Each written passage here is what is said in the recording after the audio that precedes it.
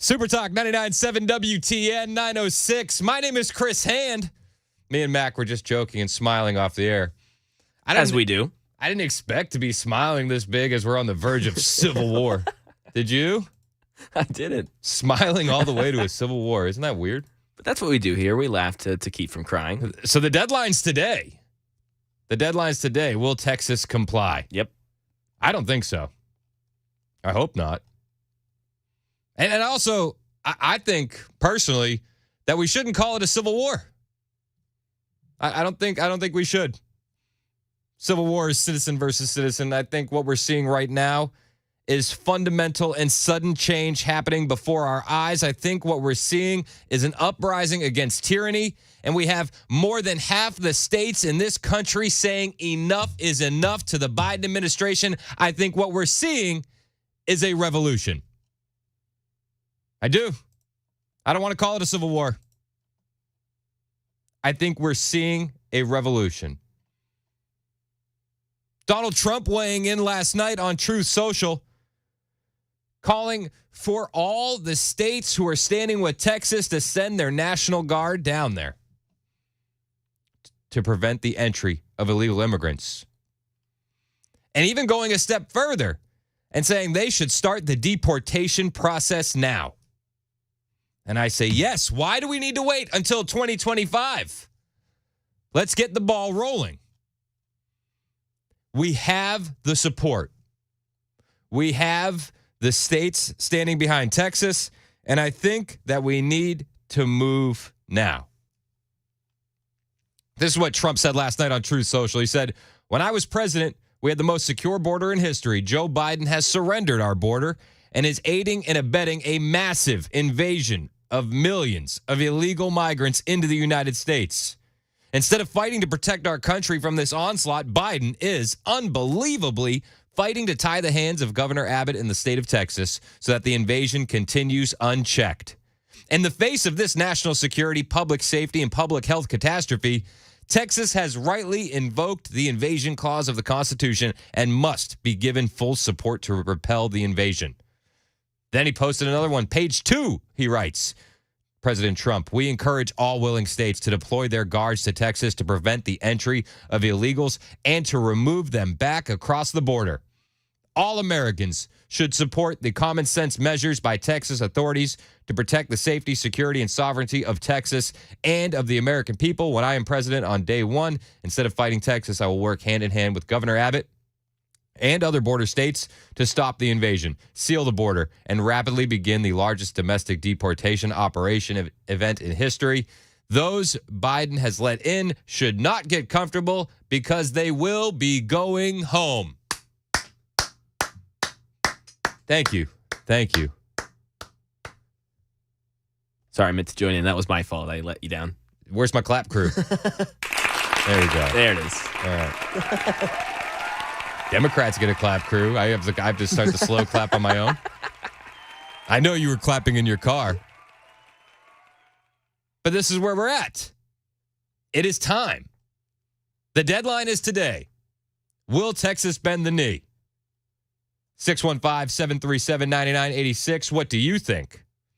Now, a lot of people are talking on the socials as well, bringing up this trucker convoy that's happening January 29th to February 3rd, I believe it is. And they're calling it Fed bait. They're saying that the Biden administration wants your average citizen to go down there so that way they can put instigators into the crowd. They can get people all riled up. And then as they have their agitators in there, they can effectively Jan 6 them. That's what they want. And while I understand that sentiment, I don't think that it's wrong for your average citizen to peacefully protest. On the flip side, I think that we have the legal capacity, the legal right, and we should let our state National Guards do their thing as long as they're willing to. What do you think? Do you think that the trucker convoy is Fed bait? Do you think that we should keep the ball rolling and put pressure on them anyway? Or do you think we should let the state National Guards handle it? 615-737-9986. Now, there have been letters that have been put out by the FBI about the threat that they're facing. And they say the threat is domestic terrorism. On Wikipedia, Wikipedia, this left-leaning information resource, as they say, they already have the standoff at Eagle Pass on Wikipedia. They're already getting it riled up. And they're definitely positioning it in a left-leaning way. They want to make the MAGA contingent seem extreme. They want to make us look like the bad guy. And I understand why people are concerned that this could be Fed bait. The trucker convoy, that is.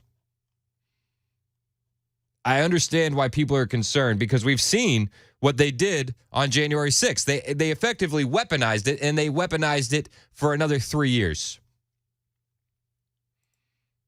Personally, I like the trucker convoy idea.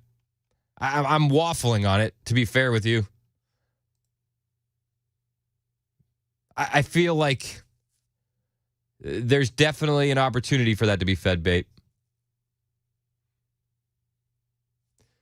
But I also feel like the people need to do something. The people want to do something. We are sick and tired of sitting on our hands.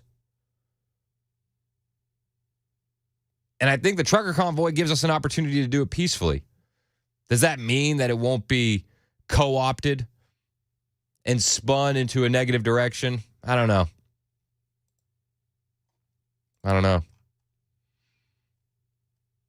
And the standoff at Eagle Pass Wikipedia page, they already have 3 migrants drowning as casualties. Jack Posobiec was talking on a podcast, and he said what the Biden administration wants is that one video to go viral, a la George Floyd. What they want is to see a young migrant being assaulted or shot so they can use that crisis and weaponize it against the America First movement. Essentially what they want is a Jorge Floyd. It's hard to disagree with that. The Biden administration would weaponize that, much like they did the 3 migrants that drowned, illegal aliens, as they tried to cross the Rio Grande. They said that's Texas's fault. They ignored the fact that these illegal aliens had that choice that they made on their own. They ignore the fact of personal accountability. They ignore the fact that Mexico let them into the river. They put it on Greg Abbott. They put it on Texas. I mean, I had a weak soy boy liberal attack me on Twitter yesterday saying Greg Abbott is killing people. Texas is killing people. This is what that side believes.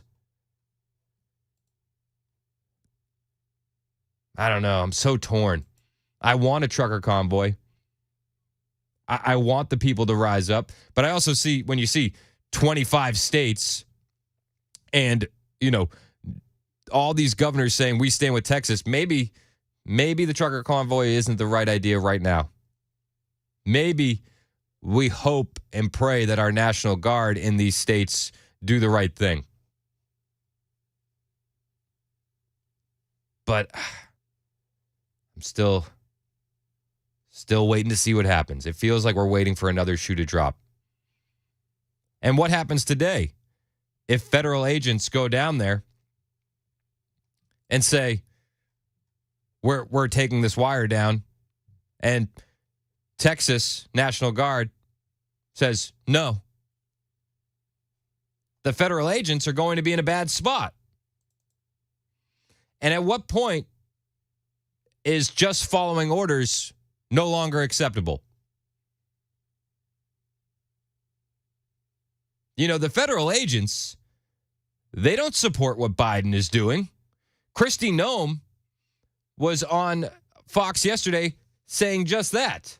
The rank and file, they don't support this at all. Over 2 years ago, I declared it a war zone at the southern border, just how it was impacting South Dakota. My Guard has been down there on multiple deployments supporting the Texas National Guard. Our Border Patrol agents do not support what President Biden is doing. Our ICE people on the ground do not support what President Biden is doing. Democrats in this country do not support what President Biden is doing at the southern border. And they disagree with him fundamentally. He's so out of touch. He is remaking this country. We will be Europe within a year or two if we allow President Biden to continue this invasion of our country. Over 6 million people have come here illegally. It is time to stand our ground, and we'll be down there standing shoulder to shoulder with Governor Abbott. I like that Kristi Noem is out there saying, I'm going to stand right there shoulder to shoulder with Texas. But what she's saying is so true. These people that Biden is going to use to force his tyranny on Texas and force the invasion to proceed unabated, they don't believe in this. They're put in a hard spot. At what point do they say enough is enough? You know, I'm reminded of other people that were just following orders. They went by Nazis, and we didn't let that slide. We didn't let that slide at all. Just following orders. Is that an excuse anymore when you see what's happening in this country?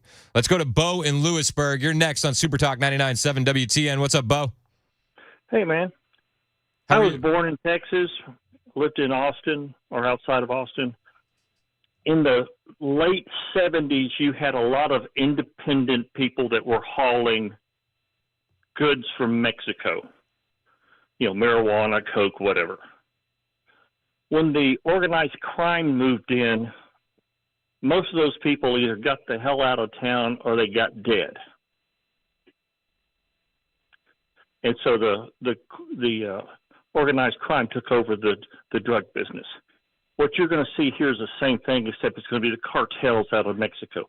This is just coverage so they can move bodies into place in the United States in a big way. I mean, they're killing 36,000 Mexicans a year, you know, from the kidnapping and the drug trade in Mexico. Can you imagine what it's going to be like here in the U.S.? Mm-hmm. I mean, these are truths. That's what's coming. And, that, you know, I'm not scared about the million people. I'm scared about the 20,000, 30,000 that they're sneaking in with a million people. Oh, yeah. And we know that the cartel is taking two different payments. There's an amount if you want to be apprehended, and then there's an amount if you don't want to be apprehended. I'm worried about the people that we don't know about. Well, they're going to eliminate, you know, the little drug people. First thing they take out is the transportation of drugs. They take over those routes, then they can control the goods, and they're going to do that in the United States in a big way with this big push they're running on the United States. It's not about who they're smuggling in. It's about getting their own people in place. And I think you can make the argument that those people are already in place. No, they're moving tens of thousands, because if you're talking about setting up a drug network where you're actually at street level dealing or street level wholesaling, you've got to have thousands of people to cover the United States and Canada. I mean, I think you can make the argument that the cartel is already doing that they've already done that. Yeah, but I don't think it's in as a bigger way as you think it is. I don't know. I tend to believe it's a lot bigger than what you're saying. I don't know how much more it could grow. I think that there's a lot of that already.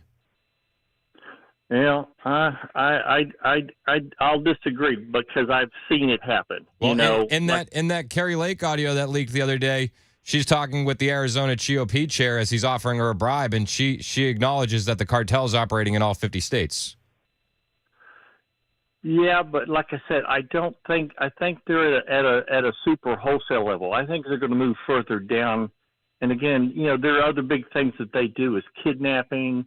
They have their things in a lot of illegal things in the United States because Mexico's a corrupt government. It's been corrupt since Pancho Villa. Yeah. So you have alcohol that would used to come up from Mexico, and then the guns went from the United States into Mexico. I mean, they've been trading goods in some of these small towns along the Texas border for hundreds of years.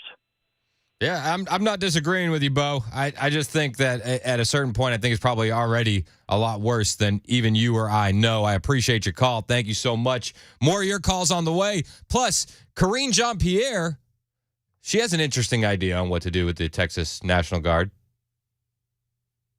Federalize it. That's what people are suggesting the Biden administration do.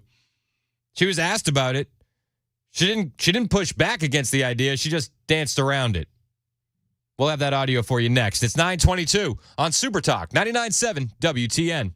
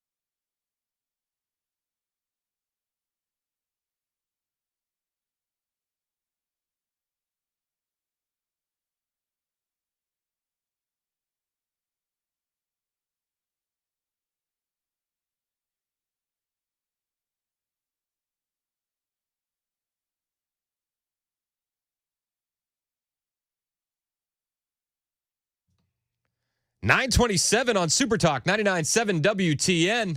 My name is Chris Hand. Karine Jean-Pierre asked about federalizing the Texas National Guard. That sounds like a great idea, right? The optics on that wouldn't be bad. Now, she didn't exactly come right out and say, yeah, well, might be something we do. But she did her KJP dance around. You know what I mean? She danced around the question. Democrats are saying the president needs to federalize the Texas National Guard. So Is look, that something that could happen? I mean, look, I'll say this. The Border Patrol agents are now, as you said, allowed to cut through the wire because of what the Supreme Court has laid out. It's unfortunate that we had to go there. It's unfortunate that there is a governor in Texas, Governor Abbott, who has politicized this issue of what's happening on the border. It's unfortunate that we had to go there. It's unfortunate that we have to cut the razor wire to allow this invasion to occur. How unfortunate. Would you describe it as unfortunate? It's an unfortunate thing. We honestly wish that Texas would just let the invasion continue. So unfortunate. It's amazing the disregard that they have for the American people in this administration. It's amazing how they care more for the people outside our country than inside our country. And it's not making people's lives safer. It's actually making it harder for law enforcement at the border to do their job. And so we have been very clear. We want to make sure we get something done at the border. It's making it harder for law enforcement at the border to have razor wire up to prevent the illegals from entering. That makes it harder. I can't understand the logic. Is there any logic in that statement? What Texas is doing is making it harder for law enforcement to do their job. Make it make sense.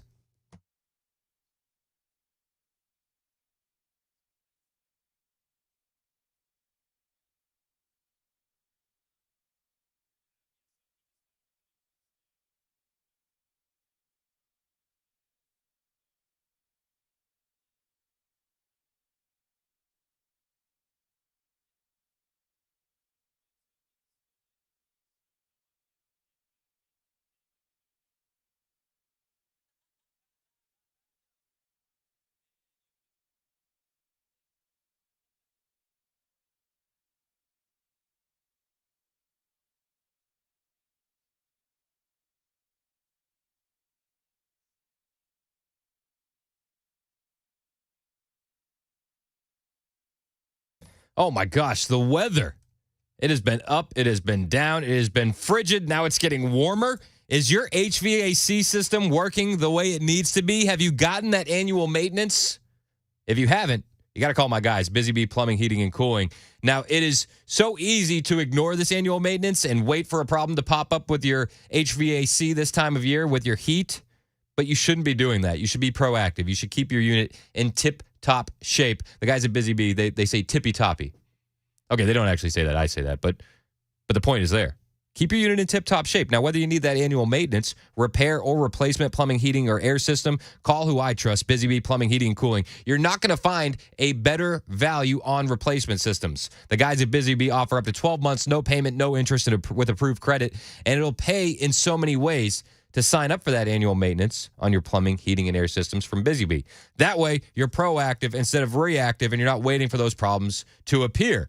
And you can get added rewards and savings by signing up to be a Beehive member. What that gets you, front of the line service, thorough annual maintenance on your plumbing, heating, and air systems, no overtime charges, 24/7, and 10% off all repairs. It will pay for itself. Plus, they have convenient Saturday availability because they know if you're listening to this station, you are most likely a conservative and most likely working during the week. Shocker, they'll see you on Saturday, so you'll never be left out in the cold. Busy Bee, they're your Rude Pro partner. For satisfaction guaranteed, call Busy Bee Plumbing, Heating, and Cooling, 615-775-7833. That's 615-775-7833 or online at busybeehvac.com.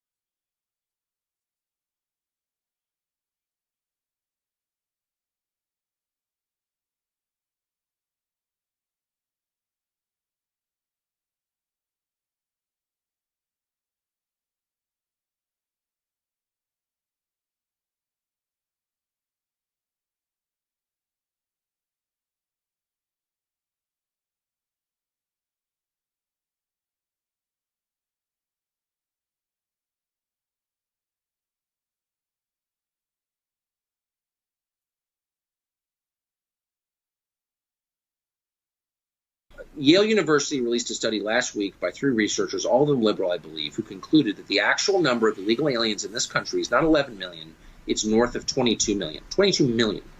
Fact 1. Fact 2. The Democratic Party is now, as a matter of policy, calling for the legalization of all illegals in this country. Citizenship, voting rights. 22 million new voters. Fact 3. The overwhelming majority of first-time immigrant voters vote Democrat. Fact 4. The largest margin in American presidential history was 17 million votes. 1984 election between Mondale and Reagan. And Reagan, yeah. 17 million. You would add to our voter rolls 22 million, at least, permanent electoral majority in perpetuity. That's what this is about. It's not about making the country better, serving our labor needs, helping the population. It's about putting Democrats in power forever. It's always been about power. That's what's happening at the southern border. It is Super Talk 99.7 WTN. My name is Chris Hand. Quick apology to our friend BC on the Super Text line. If you heard my commercial earlier for Busy Bee, they do Saturday calls. And I said, well, it's because you're a conservative and you work during the week. And our friend BC on the Super Text line says, hey, I'm a conservative, but due to my job in law enforcement, I work weekends. So sorry to all conservatives that have to work weekends as well. I say it tongue in cheek, but I know good conservatives work on the weekends as well. I know that there's going to be good conservatives working all weekend long at the southern border, mind you. This is not going anywhere. The deadline is today. Will Joe Biden take action that Democrats are calling for? Is something going to go down? It feels like we're waiting for another shoe to drop.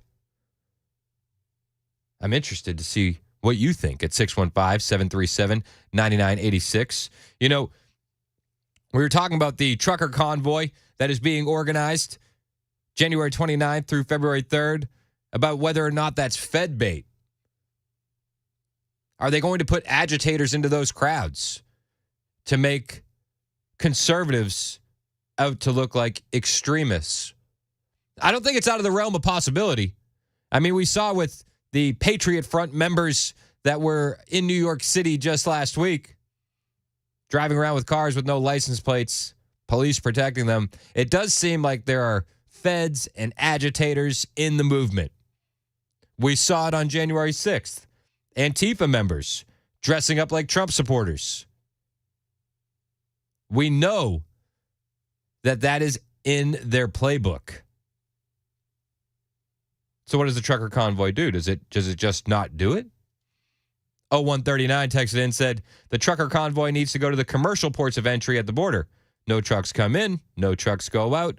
Let's see how fast Mexico and the Biden administration block the migrants. I think that's an interesting idea. I also saw a text a little while ago that said we should have truckers decide to stop shipping goods to sanctuary cities. 3700 sent that in.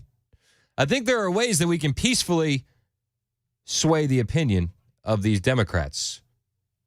Certainly. And there are certainly conservatives out there in large numbers that want to do something. They're itching to do something because the situation is uncontrollable at the border. Now, they're going to say we're racist, we're extremists. Joy Reid, actually, believe it or not, Joy Reid on MSNBC, I know she's a bastion of integrity, but she said border security sounds like old Southerners talking about integration. And very quickly, this massive resistance, it sounds like the old Southerners who said that we will resist integration by any means necessary, that Chip Roy language. Oh. How does that read inside of the Latino community? I mean, it's very simple. If you're the Republican Party, you're allegedly the party of laws and order, and you're essentially telling local authorities to break the law. No. We're actually telling them to follow the Constitution. I know it might be tough. But Joy Reid says, it's old Southerners. They're already trying to make it seem like we're evil, domestic terrorists, and racist for wanting a secure border. Says, how does that read in the Latino community? Oh, well, they say they're the party of law and order. I don't know. I've met quite a few Latino immigrants who say this border needs to be secured. In fact, Latinos are sometimes the most vocal. I know that we have Latinos listening to this show. Call in 615-737-9986. How does this read in your community? The people that have come here legally want that border secure more than anyone. They don't want people skipping the line. They don't want drugs flowing in. They came here because the country was safe. They came here because the country was put together. It's not going to be that way if the border stays open. We've seen it fundamentally change. But they tell us, oh, it's just these old Southerners. Just these old evil Southerners. Yep. 8212 texted in. Great point. He said, backing the laws is supporting breaking the law. These people are straight out of idiocracy. Bingo. You're right. You're right. Yeah, I know you missed it because you were talking to somebody, but another texter said the trucker convoys should stop shipping goods to sanctuary cities. Yeah, I thought that was a good take. You know who else used to have that take that was very anti-sanctuary city? Who's that? Joe Biden in 2007. What? Would you allow these cities to ignore the federal law regarding the reporting of illegal immigrants and, in fact, provide sanctuary to these immigrants? The reason the cities ignore the federal law is the fact that there is no funding at the federal level to provide for the kind of enforcement at the federal level you need. Pick up the New York Times today. There's a city not far across the river from my state that imposed a similar sanctions. And what they found out is, as a consequence of that, their city went in the dumps, in the dumpster. Stores started closing. Everything started to happen. Oh, their cities went into the dump. Joe Biden used to be so based. I don't know what happened. Like, what happened to this guy? Cities went into the dumps. Stores started closing. Sound familiar? And they changed the policy. Part of the problem is you have to have a federal government that can enforce laws. This administration has been fundamentally derelict in not funding any of the requirements that are needed even to enforce the existing law. So, Senator Biden, yes or no, would you allow the cities to ignore the federal law? No. No, you have to have a federal government that can enforce laws. Unfortunately, we're in a situation now where the federal government does not enforce laws. Chuck in Pulaski has a comment on Biden and the cartels. You're next on Super Talk. What's up, Chuck? Hey, Chris.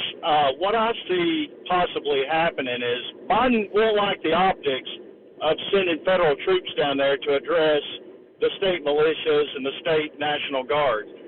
I could foresee his CIA making a deal with the cartels that they would react to the National Guardsmen down there on the border trying to secure it. And somewhere, I just have a vision this morning that Obama's on a speakerphone with a bunch of Bidenites sitting around a table, and they're asking Obama, what do you want to do next? Oh, I could feel that happening as well. I could see that being an actual possibility. Yeah. It's Obama's third term. Remember that, Chuck. Absolutely. Hey, I appreciate your call. 615-737-9986. I said, what happened to Obama? People weighing in on the text line. I mean, I said, see, there's the Freudian slip. What happened to Biden? People on the text line saying, money, power, Obama. Those are all the things that happened to Joe Biden. I don't know, man. Used to be cool. It's unbelievable how much has changed so quickly. Yeah, Brian, 5600 says, wow, you could actually understand him then. Yeah, you could. You could. It's wild. Lieutenant Governor Dan Patrick was on with Laura Ingraham last night. And, Laura, she seems scared and nervous about the possibility of states sending down their National Guard. I'll be honest with you. I was a little bit wondering what's going on with her. She actually doesn't seem to like the idea of the National Guard being sent down. Lieutenant Governor Dan Patrick out of Texas, though, pretty much set her straight. I've already gotten text messages from people who are concerned and hearing that this is just what Biden wants. He wants something to trigger something that will end up, ending up in some type of violence involving states versus the federal government. Are you concerned about that, given how this is changing? It seems like Laura Ingraham is concerned about that. Laura Ingraham is concerned about the optics. I'm done with dealing with the optics. Sounds like Lieutenant Governor Dan Patrick is as well. He just wants solutions. I'm not concerned, Laura. The biggest mistake the Biden administration could make would be confronting law enforcement or our military, our National Guard, at our border, at this park, when we're actually doing the job that the American people want. Thank you. So if they come down and create a situation, all of America already knows now, they will clearly see that the Democrats are willing to take on a state that is operating under our constitutional right to protect our people. Now, I do want to ask the question, when is just following orders no longer an excuse? The people that Biden would send down there, if this goes down the way the administration is looking like they want it to go down, at what point is just following orders not an excuse? You swear to protect against all enemies, foreign and domestic. At what point do the foot soldiers that Biden send in there become domestic enemies in this conflict? At what point does Texas start arresting them? Because I think that's when the conflict's going to get different. I don't know if anything's going to get physical. I don't know if it's going to go full kinetic. And honestly, I pray it doesn't. I think that these guys are paper tigers and that they're going to bend the knee in the Biden administration and look weak. But who knows? It could get ugly. It could get ugly fast. Dave in Hendersonville, you have a comment on the border. You're next on Super Talk. What's up, Dave? What's going on, Chris? How you doing, buddy? Good, man. How are you? I'm doing all right. You were talking about a convoy. Yeah, the trucker convoy. So that's happening January 29th through February 3rd. Okay. And you said you don't know if this is the time that we should, now is the exact time the country needs to come together and say, enough is enough. We're done with your antics. We're done with you trying to destroy our country. You are not following any of the laws. He's talking about had the Supreme Court rule against Greg Abbott putting out his razor wire. How many times now has Joe Biden went against what the Supreme Court ruled? No, so I understand that the time is now. I think my fear is that this could be Fed bait, and that if they put agitators in the crowd that are going to go, assault the Biden people, right, wherever this confrontation may happen, then they're going to replay that on the news over and over to try and sway and shift the optics of everything. Whereas if we're patient and we wait, we're right now, all of the optics are in our favor. You know what I mean? And right. I hate that it has to be about optics, but with the low information voters that we have out there and the vote blue no matter who crowd that does no research on anything, we're winning people over. You know what I mean? Oh yeah, we are. We are, but they also, they see what Biden is doing. They see exactly what Biden is doing. They have shown their card now. No, you're absolutely right. And they know, Chicago, look at Chicago. Look what they're doing. They've kicked the kids out of their own schools so they can fill them up with these migrants. Yeah, that was in New York City. It's unbelievable. Yes, and people see that now. They see what they're up to, see what they're trying to do, and that the optics is already against them. And fun fact, that school in New York, the district that school is in, voted in favor of Trump. So, Biden is just trying to punish these Democrats are trying to punish Republicans. That's what they're doing. Yes, and it's I think now is the time. We just have to be careful about how we go about it. Yeah, no, and that's what I'm saying. I think we do need to be careful about it, and I appreciate your call, Dave. As always, you're always welcome to call in. I think that being careful is the name of the game. And right now, if we just stay patient, we have a standoff with the federal government in Eagle Pass, right? There's only two options for the Biden administration. You bend the knee and look weak, or you take the mask off and you look like a dictator. We win in either of those scenarios. But if they put agitators into a crowd in this trucker convoy, you know, they get their Antifa members to roll up wearing MAGA hats and they assault federal officials, well, that's going to get replayed and replayed and replayed on CNN because that's what these people do. Also, I'd like to point out David Hendersonville, hard at work as always. You heard the beeping in the background. Classic David Hendersonville. Your call's next at 615-737-9986. You heard the beeping, right? As soon as he picked up. It's great. Every time, man. Every time. I love it. Dave really illustrates the point that you can listen to us wherever you go on the TuneIn app, the 100%. iHeartRadio app. Podcasts available on Apple and Spotify. It's Super Talk 99.7 WTN.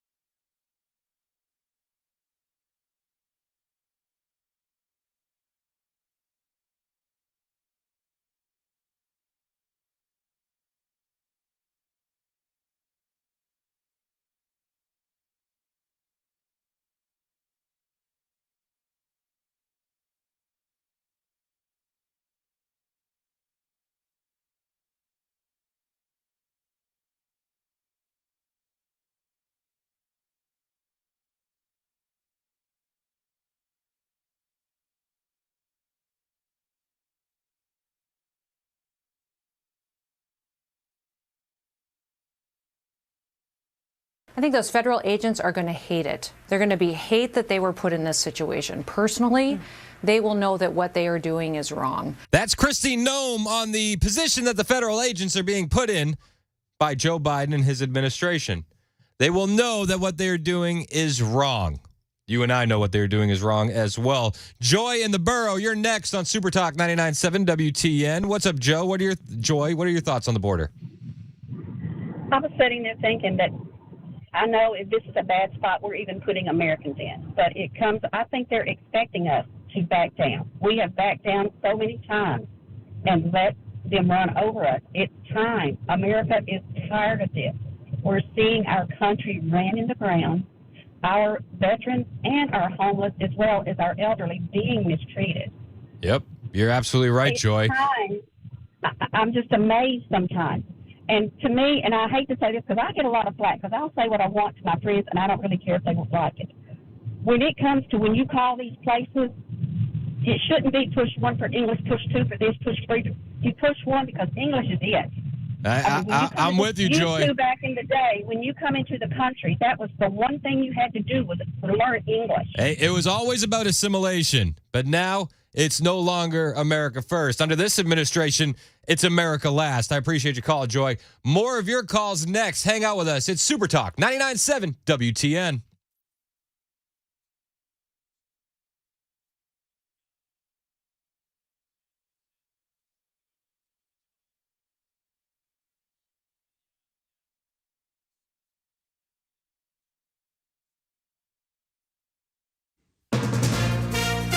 From ABC News, I'm Sherry Preston. Former President Donald Trump has gotten up and walked out of the courtroom in the middle of prosecutor Roberta Kaplan's closing arguments in the E. Jean Carroll defamation case. ABC's Aaron Katursky is in Manhattan with more. As Kaplan continued to say that the former President Trump lied about E. Jean Carroll and that his statements were harmful to her leading up to this big ask for millions of dollars in damages, Trump simply rose from his chair and exited the courtroom. Trump faces millions in fines for defamation after being found liable for the sexual abuse of Carroll back in the mid-90s. Outside the International Court of Justice in The Hague, protests. That after the court demanded that Israel take steps to prevent acts considered genocide against the Palestinians, but stopping short of ordering an immediate ceasefire. Reaction from Israeli Prime Minister Benjamin Netanyahu. Israel's commitment to international law is unwavering. Equally unwavering is our sacred commitment to continue to defend our country and defend our people. Happening this morning, the State Department is temporarily pausing additional funding to the UN Relief Agency after allegations that several UN employees may have been involved in the October 7th attacks on Israel. The global debate over capital punishment ramped up this week following the execution by nitrogen gas of an inmate in Alabama. Instead of a needle injecting lethal drugs into his veins, an oxygen mask pumping pure nitrogen was placed over Kenneth Eugene Smith's face. Alabama prison official John Hamm. He struggled against his restraints a little bit, but there's some involuntary movement. Before Smith was pronounced dead 22 minutes later. UN human rights spokesperson Ravina Shamdasani says it could amount to torture and a violation of international human rights law. Jim Ryan, ABC News. The Dow is up 139 points. You're listening to ABC News.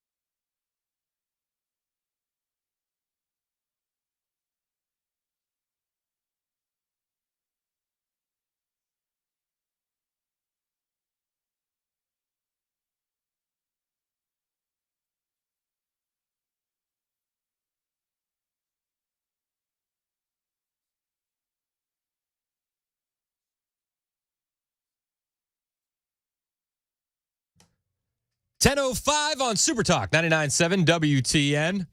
We're talking about the standoff at the border. 615-737-9986. Got a good old-fashioned scrum, right? Feds versus states. Kicking it old school. Right? Is that old school? I feel like it's old school. Yeah, I'd say old school. Yeah. It's like where everything that's old is new again. It goes in cycles, right? So today's the deadline. Many Democrats are calling on Joe Biden to federalize the Texas National Guard. Joaquin Castro, Congressman Greg Casar, Beto O'Rourke. Beta O'Rourke. I mean, nobody takes those Dems seriously. I know you don't. But the Vote Blue No Matter Who crowd are like, yeah, federalize that Texas National Guard. Will it happen? And at what point are we going to say just following orders is garbage?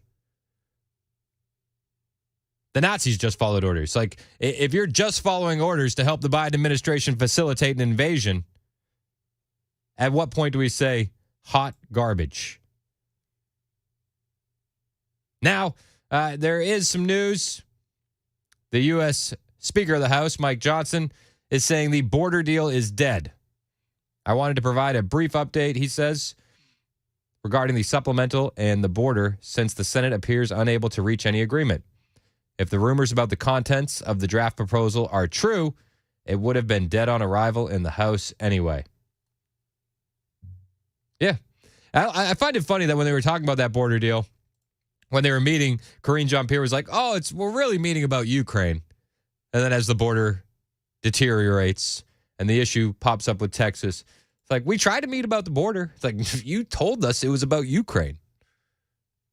So I'm glad that border deal is dead. People are trying to blame Trump for the border deal being dead. And I think that's hot garbage. And you know what? If it was a lousy deal, aren't you just giving him credit anyway? Right? It's a weird take. Jack in Winchester, what are your thoughts on the border? You're on Super Talk. Yes, sir. I'm thinking that people stand behind Mr. Abbott.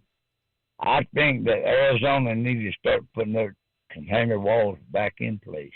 Well, Arizona's not going to do anything. The container walls, for everybody's, just a reminder, the container walls had to be taken down because the Biden administration sued them. They were using the empty shipping container walls.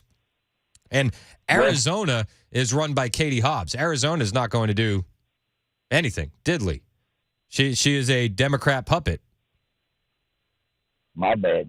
No, I mean, I'm with you, Jack. I want those shipping container walls up. I want to do anything we can. But when you look at the map of the states that are standing with Texas, Arizona's not there. New Mexico's not there. California, you know what I mean? All these border states that should be stepping up, should be speaking loudly, are silent because they're part of the Vote Blue No Matter Who crowd. He needs to quit trying because he got too many people now. Yeah, I don't know, Jack. I'm with you. I wish that they would put those shipping container walls back up. I appreciate your call, man. Thanks so much. But it just goes to the point. The Biden administration has been trying to weaken this border since he got into office, ending catch and release. I mean, reinstating catch and release, ending remain in Mexico, suing Texas, suing Arizona, every single step of the way. They've been ruining the work that Trump had done. The Biden administration quite literally, sold the material that was going to be used to finish the border wall. Sold it. Build walls, not bridges, please. And the reason they're in this standoff with Texas is because it's working. There were migrants stuck behind the razor wire for days. For days. This is why they're upset. They need new voters. They want the power. This is what we're up against. They're trying to replace you. Now, maybe they're going to vote in the next election, these illegals. Maybe not. Depending on what state and what the regulations are there, maybe they sneak by. But one thing is for sure, you can't ask on the next census. The question, are you a citizen, is not going to be there. Are you a citizen of this country? So when it comes down to the head count, these states, these blue states that are losing population en masse because of these Democrat policies that have driven away people left and right, sending them to states like Tennessee, sending them to states like Florida. These states that are losing all this population are gaining illegals. So at the end of the day, they theoretically could gain population when they're losing American citizens. That's what it's all about. It's the great replacement. Tucker Carlson was talking about just that, and this video has gone viral once again about the actual number of illegals in this country.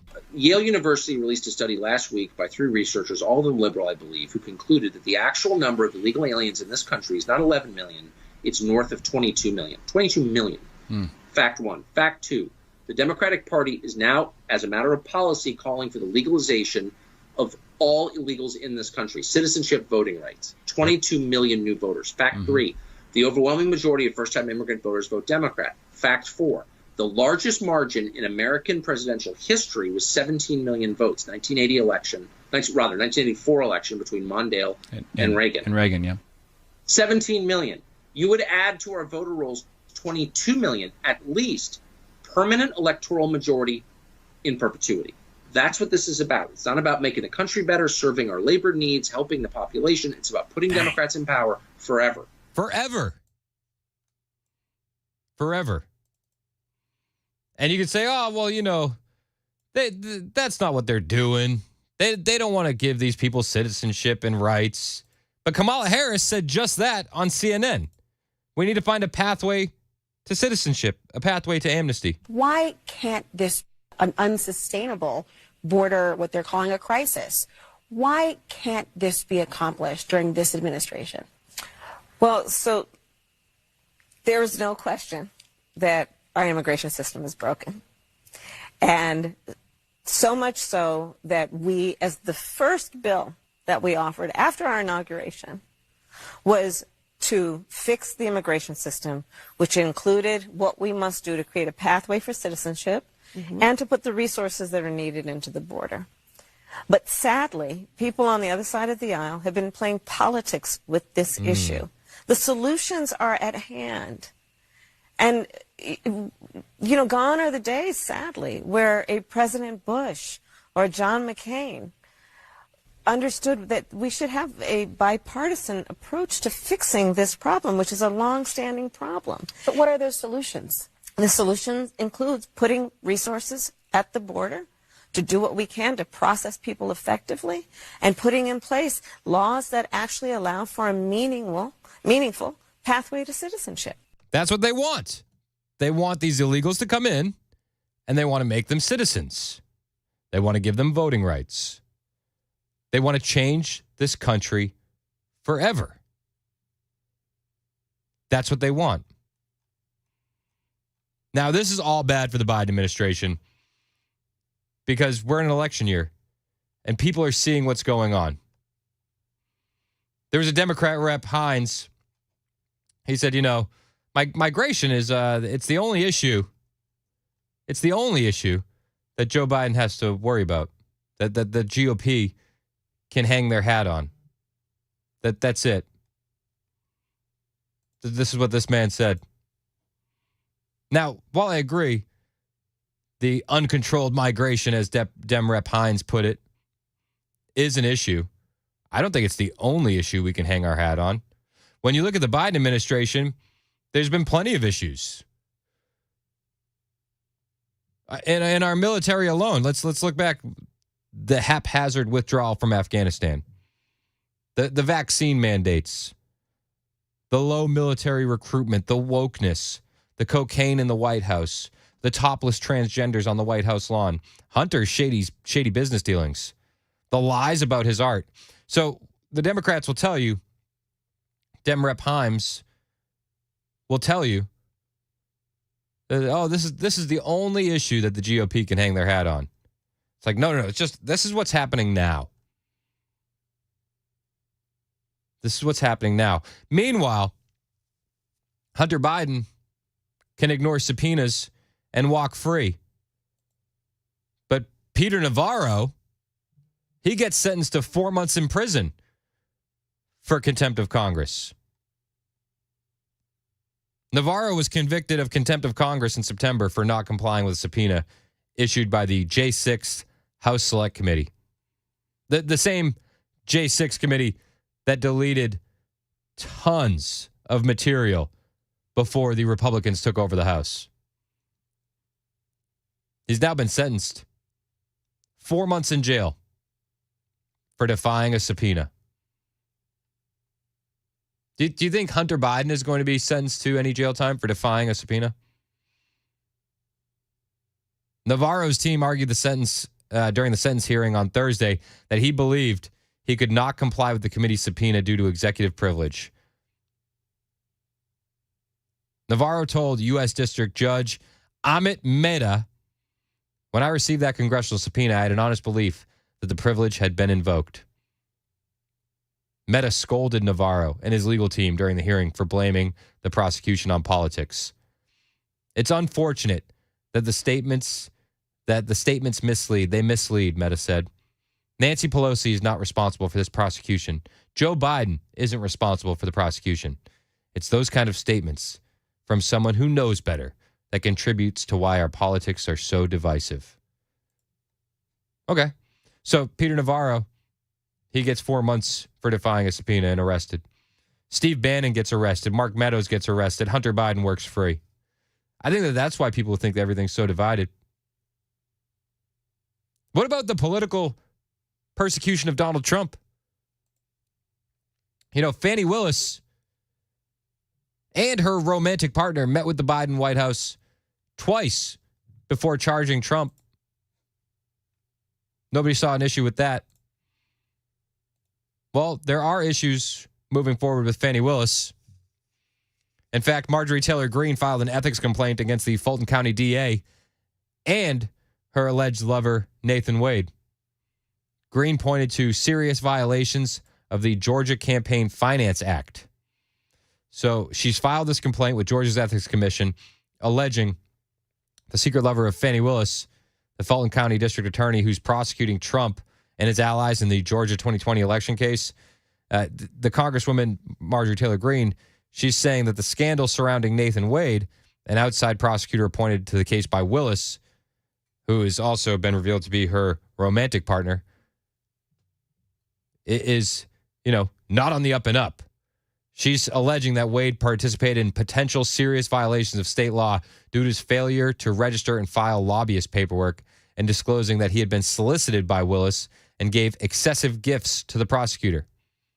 The complaint was obtained by Fox News. It read, "The Fulton County District Attorney, Fani Willis, stands credibly accused of using Fulton County and federal COVID funds to pay her unqualified secret boyfriend, Nathan Wade, who has never tried a felony case, $250 per hour, to collude with the Biden White House counsel and help Fani Willis bring unprecedented RICO felony charges against Trump and his 18 co-defendants."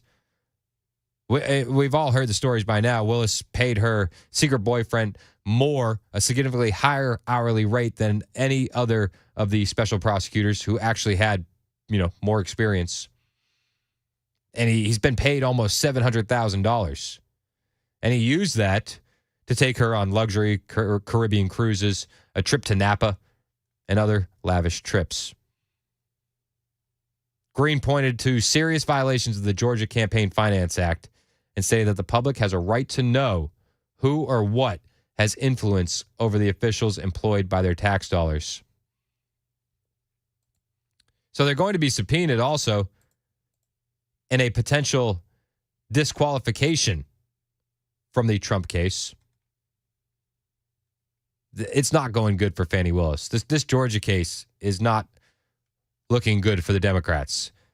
The two of them, Fani Willis and Nathan Wade, will reportedly be asked to testify during a hearing next month on arguments that Willis and Wade should be disqualified from the Trump Georgia 2020 election case due to their alleged affair and financial ties.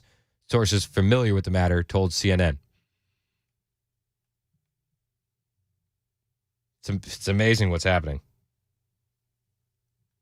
District Attorney Willis hired Wade with no experience. And now they're going to have to answer for that. Trump said that they should be disqualified for injecting racial bias into the case because of Fani Willis's inflammatory church speech. You know, in that church speech, she said that this is only happening because she's a black woman and she hired a black man. That's the only reason why it's happening. It's amazing the victimhood of these people. It's amazing. Has nothing to do with your alleged affair. No. Well, now Donald Trump is demanding that she be disqualified from his election fraud case because she injected race into it. The former president's co-defendant, Michael Roman, alleged in court filings that Willis had an inappropriate relationship with Nathan Wade, as we all know. And now Trump is saying, get her out. Get her out. You know, we all remember the audio. Fani Willis, you cannot expect a black woman to be perfect and save the world. We need to be allowed to stumble. It's like, yeah, but you can't hire your lover and pay him more. Doesn't work that way. Nobody's asking you to be perfect. We're just not asking you to, you know, pay more to the people that you're allegedly sleeping with. It's not like a big ask. 1021 on Super Talk, 99.7 WTN.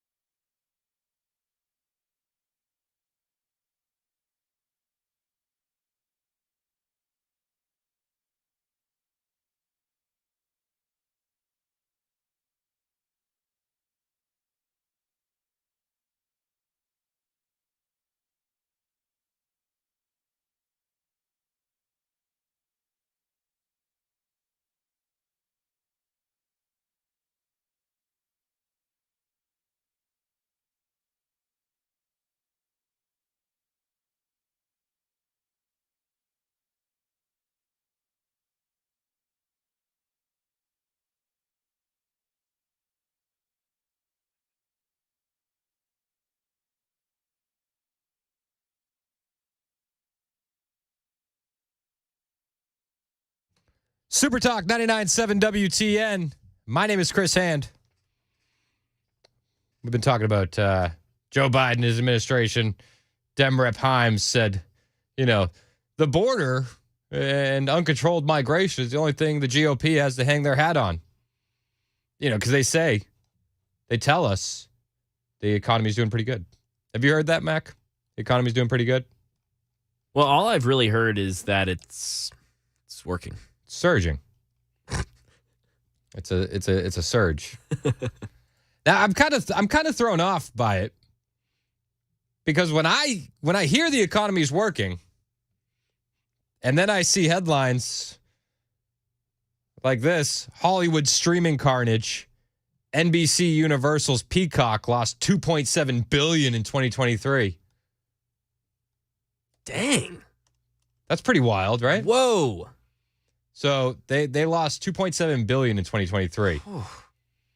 Peacock subscriber base stands around 30 million, which is that's way. It sounds like a lot, but Netflix has 80 million domestic subscribers. Yeah. So they're way behind.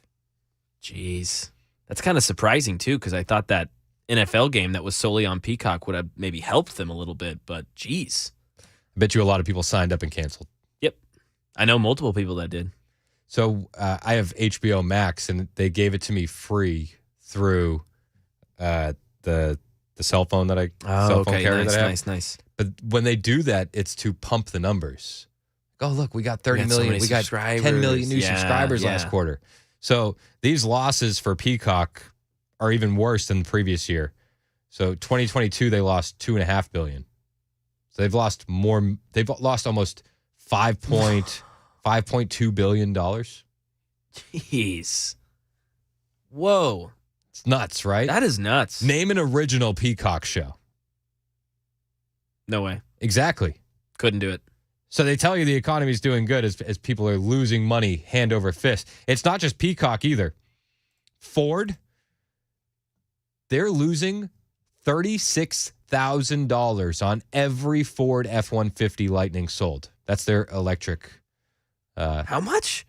Electric F-150. Yeah. They're losing $36K on every single one sold. Oh my gosh. In fact, because of this, Ford has had to fire 70% of its EV workers and ramp back up gas production. Whoa. But the economy's doing great. It's surging. It is. It is. Feds are also saying that, they have this inflation gauge. It's the one they use all the time. It's a key measure of inflation in the U.S., right? And it showed that prices climbed again in December. They keep climbing. So the personal consumption expenditure price index, that's what they use all the time, rose 0.2% compared with the prior month, in line with expectations, but it increased. It increased. So the core rate of PCE inflation, which includes food, energy costs, still going up a little bit. Compared with a year ago, it shows overall prices up 2.6%. Unreal. It keeps going up, but they tell us it's doing so great. But are these prices going to go down? Janet Yellen tells us don't count on it. Would be.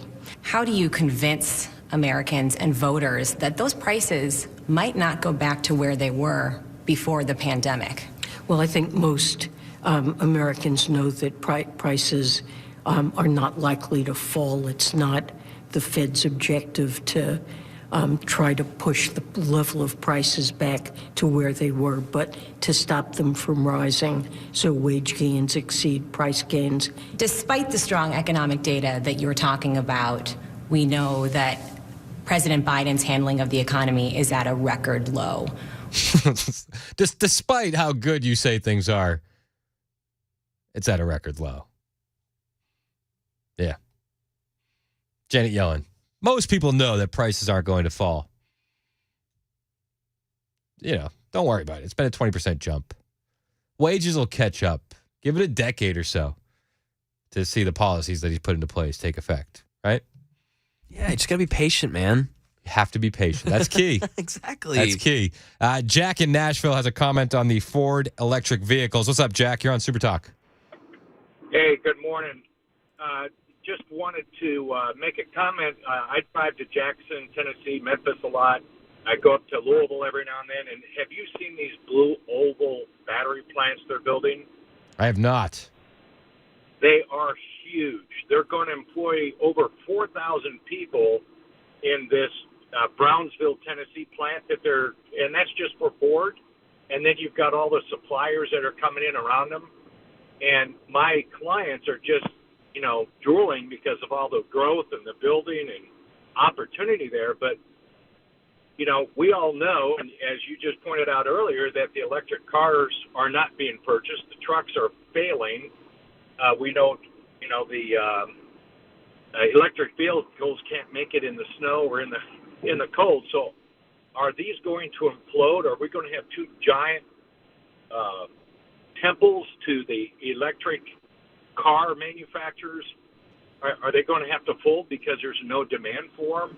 I mean, I would imagine that we would be heading that way. It's like, who knows? I pray that it doesn't for the people that are working there. You know what I mean? I don't want anybody to lose their job. Yeah. But this you're seeing rapid downsizing of the Ford F-150 Lightning production, and nobody wants these electric vehicles. Right. I mean, if you ever drive those interstates, you have to get, if you look to the right when you get to the Brownsville exit, you can see part of it. But if you drive back in there, they are huge. And the one going up to Louisville on the left, just south of E-Town, that is humongous as well. I'll check it out, man. I appreciate the call. Thanks so much, Jack. Yeah, it's like, I wonder if, 10 years from now, we're going to see that these electric vehicle charging stations have decayed and look like the old payphone stations now. You know what I mean? You see the empty payphone? Oh, yeah, 100%. Like, is that what the electric car stations are going to end up looking like? In Murfreesboro, they have a couple by Old Fort Park where, the playground there, and they look like they're going to go the way of the payphone. It doesn't look like anybody keeps up with them. So it's unreal. Then they build these solar farm plants. There was a solar farm in Nebraska, and it suffered significant damage from hail.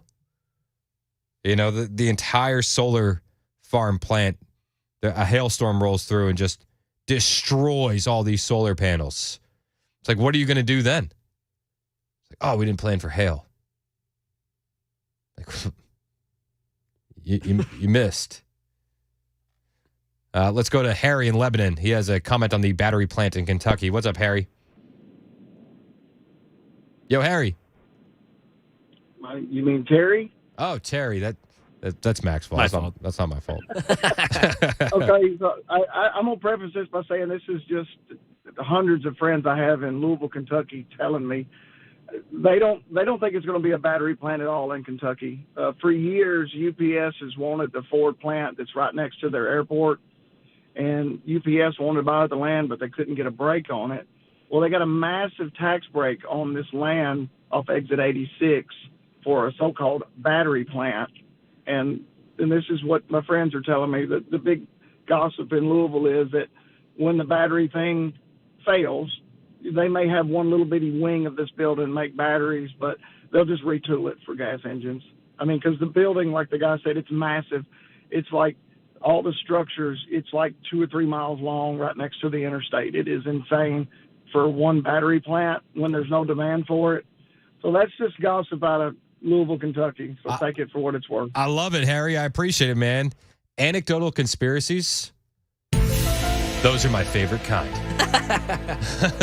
I believe that one, though. Don't you believe that? That sounded pretty believable. I mean, Terry sounds like he knows what he's talking about. Terry. Appreciate the call, Terry. Anecdotal conspiracies. Hey, we're the show for anecdotal conspiracies as well. We love anecdotal evidence. It's one of the things. It's one of our favorite types of evidence. This isn't a courtroom. You know what I mean? Exactly. We'll take anecdotal evidence any day of the week. Let's go to Dean in Spring Hill. He says he works in the industry. Which industry is that, Dean? Construction and working with those plants. All right, tell me what you got, dude. We've got one in Spring Hill. We've got the one going up in Kentucky. There's another Blue Oval in between Memphis, Jackson, right off the Mississippi border. I've heard people talking and what's going on, and the one in Spring Hill said that they'd be surprised if a battery ever came out the door of that plant. Really? And that's people on that project. They would be surprised if a battery ever came out of that plant. That's wild, man. Thanks for the call. I appreciate it. I mean, if you look at it, Ford lost, $4.5 billion already? Yeah. And like the other caller said, they'll probably end up tooling it for gas or some type of other production, but that the battery plants, they're just taking the free money to get the structures up. So, hey, Dean, I appreciate your call, man. Again, anecdotal conspiracies. Those are our favorite kind. More of your calls next at 615-737-9986. It's Super Talk 99.7 WTN.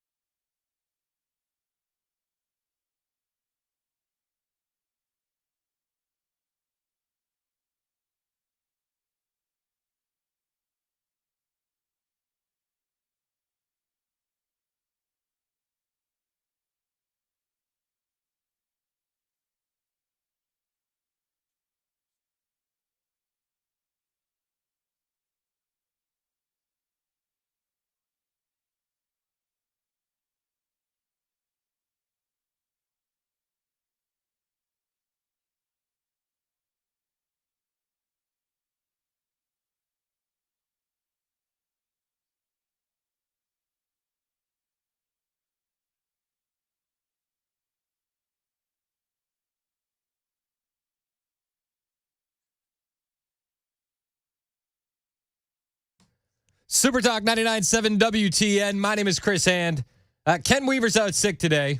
So normally Ken would have this kind of stuff for us. But apparently there's a big traffic thing going on. Right, Mac? Yeah, we've got a huge backup, Chris. This is 65 north and southbound now. It's northbound from exit around 44 all the way. I got to go up here. I mean, we're near Spring Station Middle School. I'm trying to find an exit. It's 20 miles of 65 northbound. I mean, locked up. I mean, I had a call. People are U-turning. And now 65 southbound around the same area there is backed up. Multiple emergency vehicles there. We got a crash on 65 South. So if you're coming in from Alabama or something like that, I'd try and find another route. Yikes. Yeah, people are U-turning, you said? Yeah, we had a caller call in, Ken, actually, funny enough. Not Ken Weaver, but just a listener named Ken, giving us the traffic news. So when Ken Weaver's off, we got another Ken calling in. But yeah, he said he's got people just U-turning. On the highway. On the highway. Saying, nope, not doing this. You know it's bad when you're willing to risk U-turning on the highway. Exactly.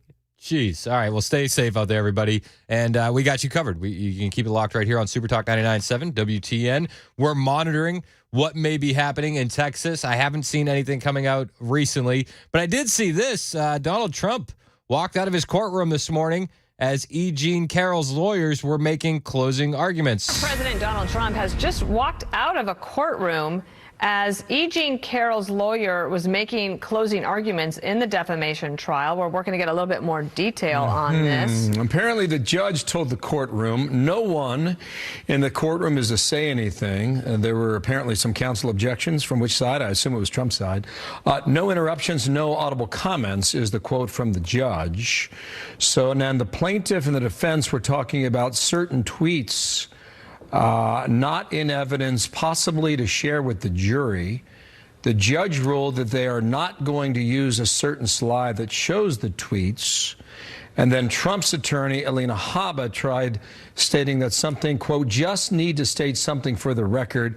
The judge interrupted and said, quote, you are on the verge of spending some time in the lockout. Wow. Ooh, end quote. So that happened a moment ago, and I'm assuming we will see the caravan pull up to Trump Tower in Midtown Manhattan. Courtroom's way downtown.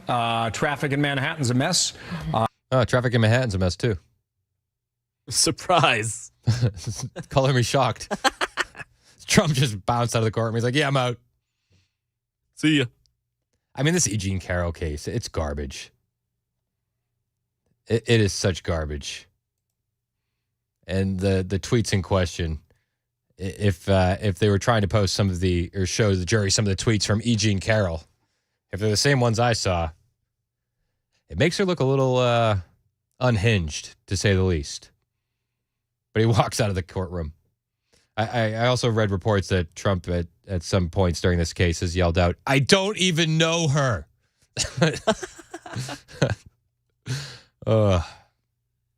This one I feel like is the most absurd.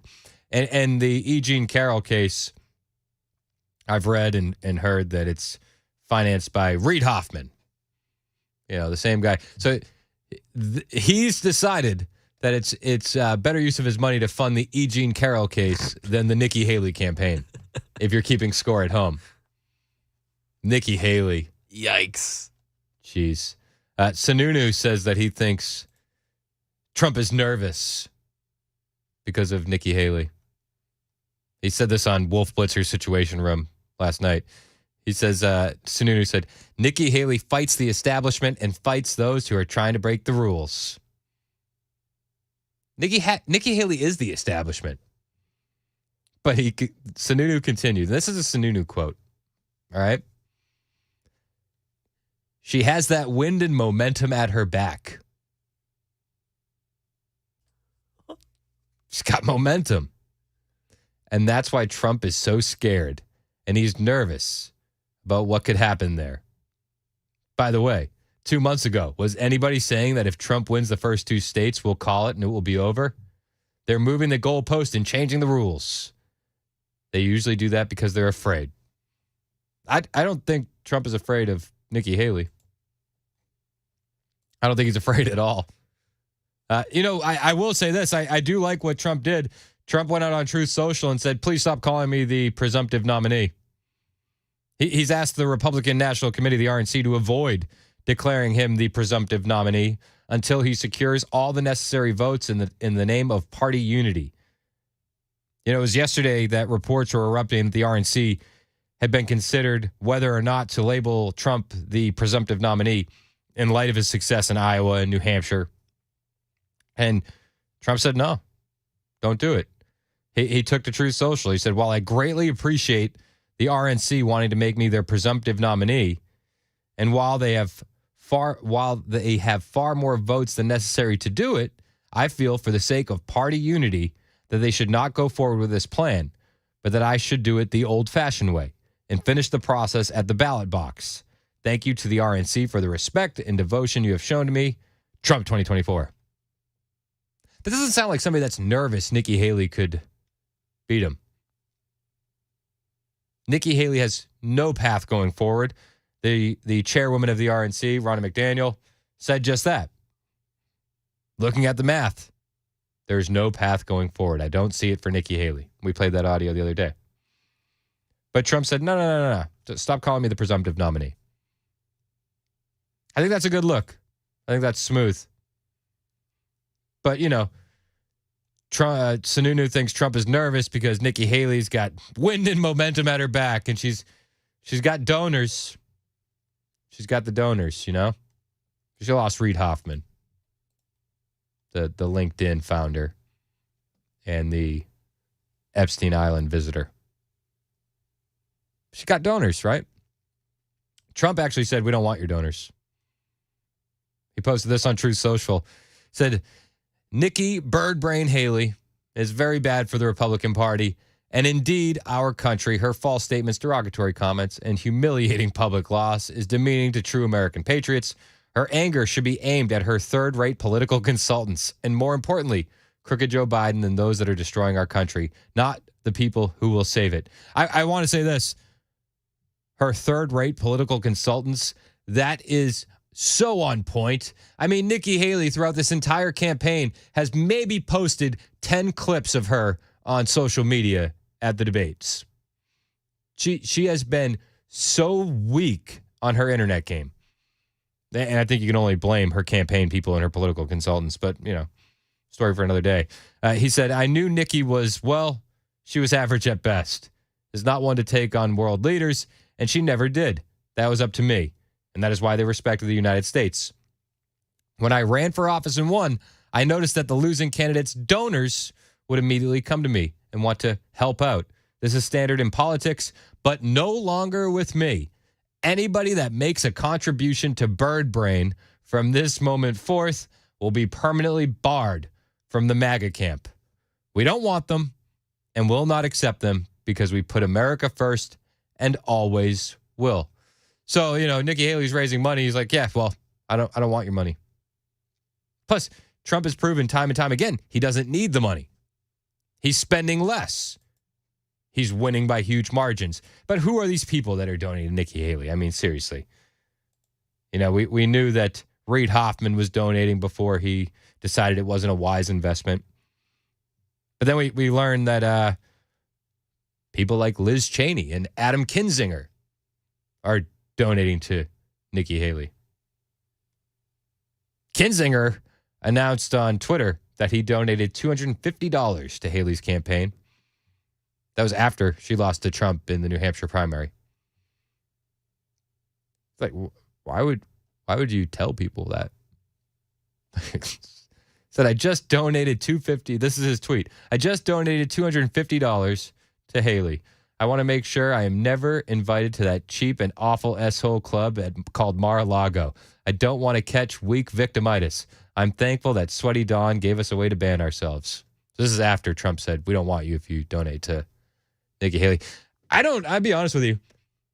Kinzinger probably wouldn't have got an invite anyway, but he donated $250 to make sure he wasn't invited. Like, I feel like you already weren't invited, bro. You just wasted. Yeah, exactly. You just wasted $250. He posted a photo, so I wasn't sure if he actually donated. Liz Cheney also donated. Unbelievable. Liz Cheney. Yeah, that one's worse. You know, these are the people that are supporting Nikki Haley. So if you think Nikki Haley is a viable option, well, so does Adam Kinzinger and Liz Cheney. So that's where we're at with Nikki Haley. It's 10:51 on Super Talk 99.7 WTN.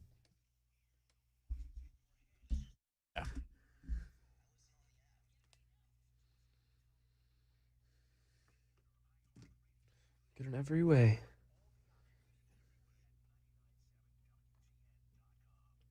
Well, you don't want to make financial investments in bad causes, right?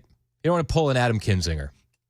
But if you want to make wise financial investments, I suggest you do what I did. Talk to Paul Winkler and Paul Winkler, Inc. Now, to be fully honest with you, I didn't have a financial plan for the longest time. But after I met with Paul and I realized he's the same guy that I hear on his radio show here on 99.7 WTN, honest, smart, legit, I was all in. Now, Paul and his team hold themselves to a higher level of fiduciary standard than is required. Because of that, government regulators require that I tell you I'm paid every time this commercial airs, and I am. But that is not why I decided to become a client of Paul's. I decided to become a client because when I finally got to sit down with him, break bread, and have my questions answered in a way that I could understand them, I was sold. He knows the financial world better than I do, and he can explain it to me in a way that I can understand. And his whole team can do this for you. And the thing I love about his team is they don't do anything on commission. That's huge. So that way you can be sure the financial advice they're giving you for your future is for yours and not theirs. Not every financial planner works this way. Some people work on commission. Paul's team does not. And that's huge to me. He's made my financial goals way more realistic by explaining what to do and why. He can do the exact same thing for you and teach you along the way. The investment education they provide is evidence-based and backed by Nobel Prize-winning research. Every single office is run by a degree planner with over 20 years of experience, and that experience is the difference between Paul's team and the rest. So do what I did. Talk to one of his team members. Set up a complimentary 15-minute call right now on his website, paulwinkler.com. That's paulwinkler.com, or call 615-851-1950.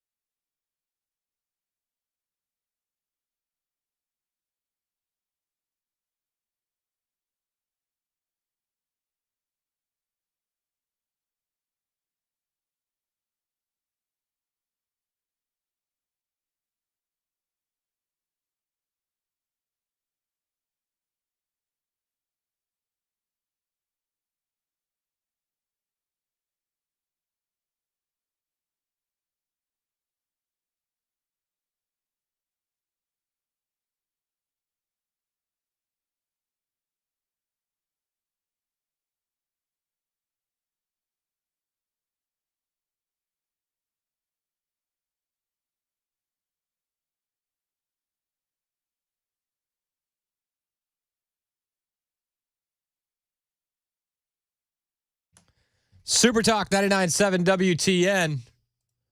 My name is Chris Hand. Breaking just now. New York City Hall has removed its statue of Thomas Jefferson, the third U.S. president, over his links to the slave trade.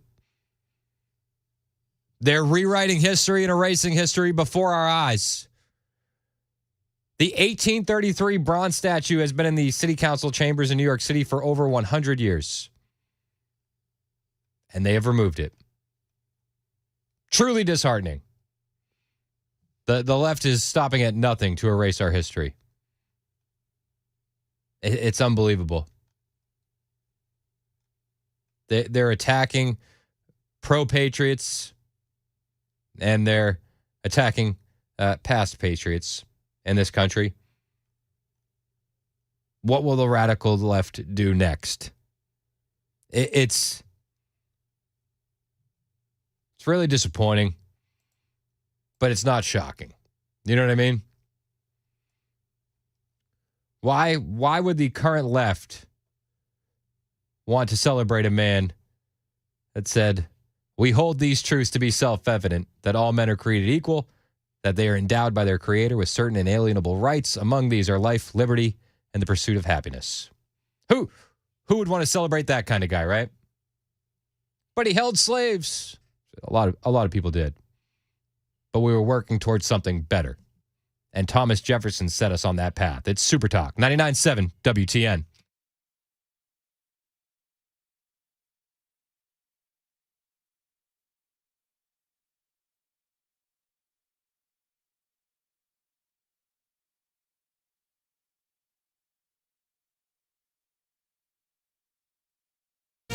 From ABC News, I'm Dave Packer, outside The Hague in the Netherlands. Protesters after the International Court of Justice demanded Israel take steps to prevent acts considered genocide against Palestinians, but stopped short of ordering an immediate halt of military operations in Gaza. Reaction to the preliminary ruling from Israel's Prime Minister Benjamin Netanyahu. We will continue to facilitate humanitarian assistance and to do our utmost to keep civilians out of harm's way, even as Hamas uses civilians as human shields. Former President Trump showed up late and left early for closing arguments in his defamation trial, determining damages for E. Jean Carroll after she accused him of sexual assault. ABC's Aaron Katersky was in the courtroom during closing arguments when Trump simply rose from his chair and exited the courtroom. Judge Lewis Kaplan paused the proceedings and said he wanted it noted for the record that the defendant, Donald Trump, had just left the courtroom. We're not clear whether he's coming back when his attorney delivers a closing statement or whether he's simply done for the day. But certainly a dramatic statement from the former president as the plaintiff's attorney was arguing to the jury. After a green light from the Supreme Court, Alabama using nitrogen on a death row inmate, marking the first time an executioner used the gas in a U.S. prison. More from ABC's Lionel Moise. The Supreme Court had denied an appeal in a 6-3 decision, with the liberal justices dissenting. Justice Sotomayor accusing Alabama of experimenting with human life, saying having failed to kill Smith on its first attempt, Alabama has selected him as its guinea pig to test a method of execution never attempted before. Alaska Airlines plans to put some of its grounded 737 MAX 9 jets back into service today.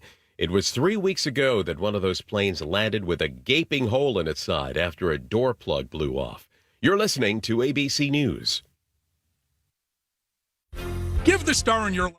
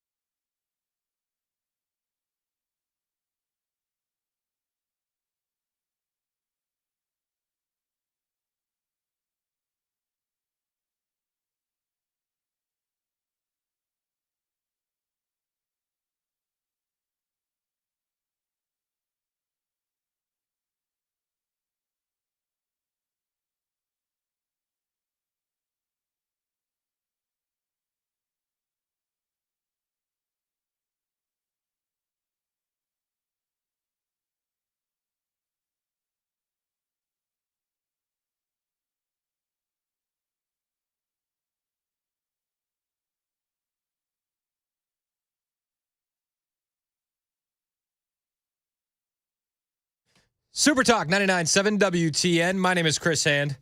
Our friend Ken is calling in, giving us updates on traffic. Apparently, it's let me do my best, Ken Weaver. It's bad. Right? Is it bad out there, man? It is bad. Yeah, Traffic Ken called us again, and yeah, it's honestly gotten worse. So 65 northbound Murray County. This is like mile marker 50. It's closed. They've now just closed it off. Multi-vehicle crash, and I mean, this is 20 some odd miles, Chris, of just no one moving. He just called me and said there's tow trucks, there's emergency vehicles. He called me an hour ago about this, and he's moved a mile in an hour. They're just now starting to roll on 65 north. 65 southbound, they've got a left lane closed, two left lanes closed. That left shoulder is going to be blocked. So now southbound's feeling the effects of this too. Again, that starts at mile marker 50, but it goes for quite some time. The southbounders, they're just rubbernecking. Yeah, I guess so. I have no clue. I don't know if it's because the emergency vehicles are having to use southbound to get over to. I have no clue, but yeah, it is a stalemate at best. Yikes. So, thank you, Ken. Wow. Yeah, not good. About Lewisburg Pike would probably be your best bet. I don't know. I'm trying to find other routes, but yeah, definitely find something else. People are U-turning. Yeah, people are U-turning. Exactly. Yes. That's crazy, man. All right. Well, I hope everybody's all right. Prayers out to anybody involved in that accident. What story were you guys talking about yesterday? I caught you and Matt Murphy talking about a story about Chiefs fans. Oh, yeah. This crazy mystery Chiefs fan murder thing, or not murder. Just, 3 fans found dead outside the house they were watching the game at a couple weeks ago. Dead outside the house? Yep. And then there was a guy inside the house. So give me the laydown on the story. You know the story. So, yeah, I think there were 5 people involved, but there were 3 friends that were dead. And these guys all watched these games together. But there's one person that also owned the house that wasn't watching the game. He claims that he was in his room the whole time and didn't know that they were outside. So there's lots of details yet to be really found out. But yeah, these 3 fans had watched games together. I mean, it was a very normal thing. They get together for the Chiefs games. They go to this house. They watch the games together. And they were found dead outside. Wow. Yeah. And it was a cold night, but it was like it's been cold here, 20 degrees, not like negative 30 wind chill cold, Yeah. Not like die out in the cold type stuff. So they've got a toxicology, testing going on that could take up to 8 weeks, and the story came out a few weeks, so maybe another month. It's crazy that it takes that long. I know. This stuff never happens with Patriots fans. You're right. It's just Patriots players. Boom. Roasted. Talking about Aaron Hernandez, right? Yeah. Did I ever tell you about the time that I made Virginia wear my old Randy Moss jersey? No. So we were I was living in Detroit, and so me and my wife are going to a preseason game. It was like week 3, Patriots-Lions preseason. I love it. This is years ago. Yeah. And it was right after the Aaron Hernandez stuff came out, and we're living in Detroit, and it's freezing.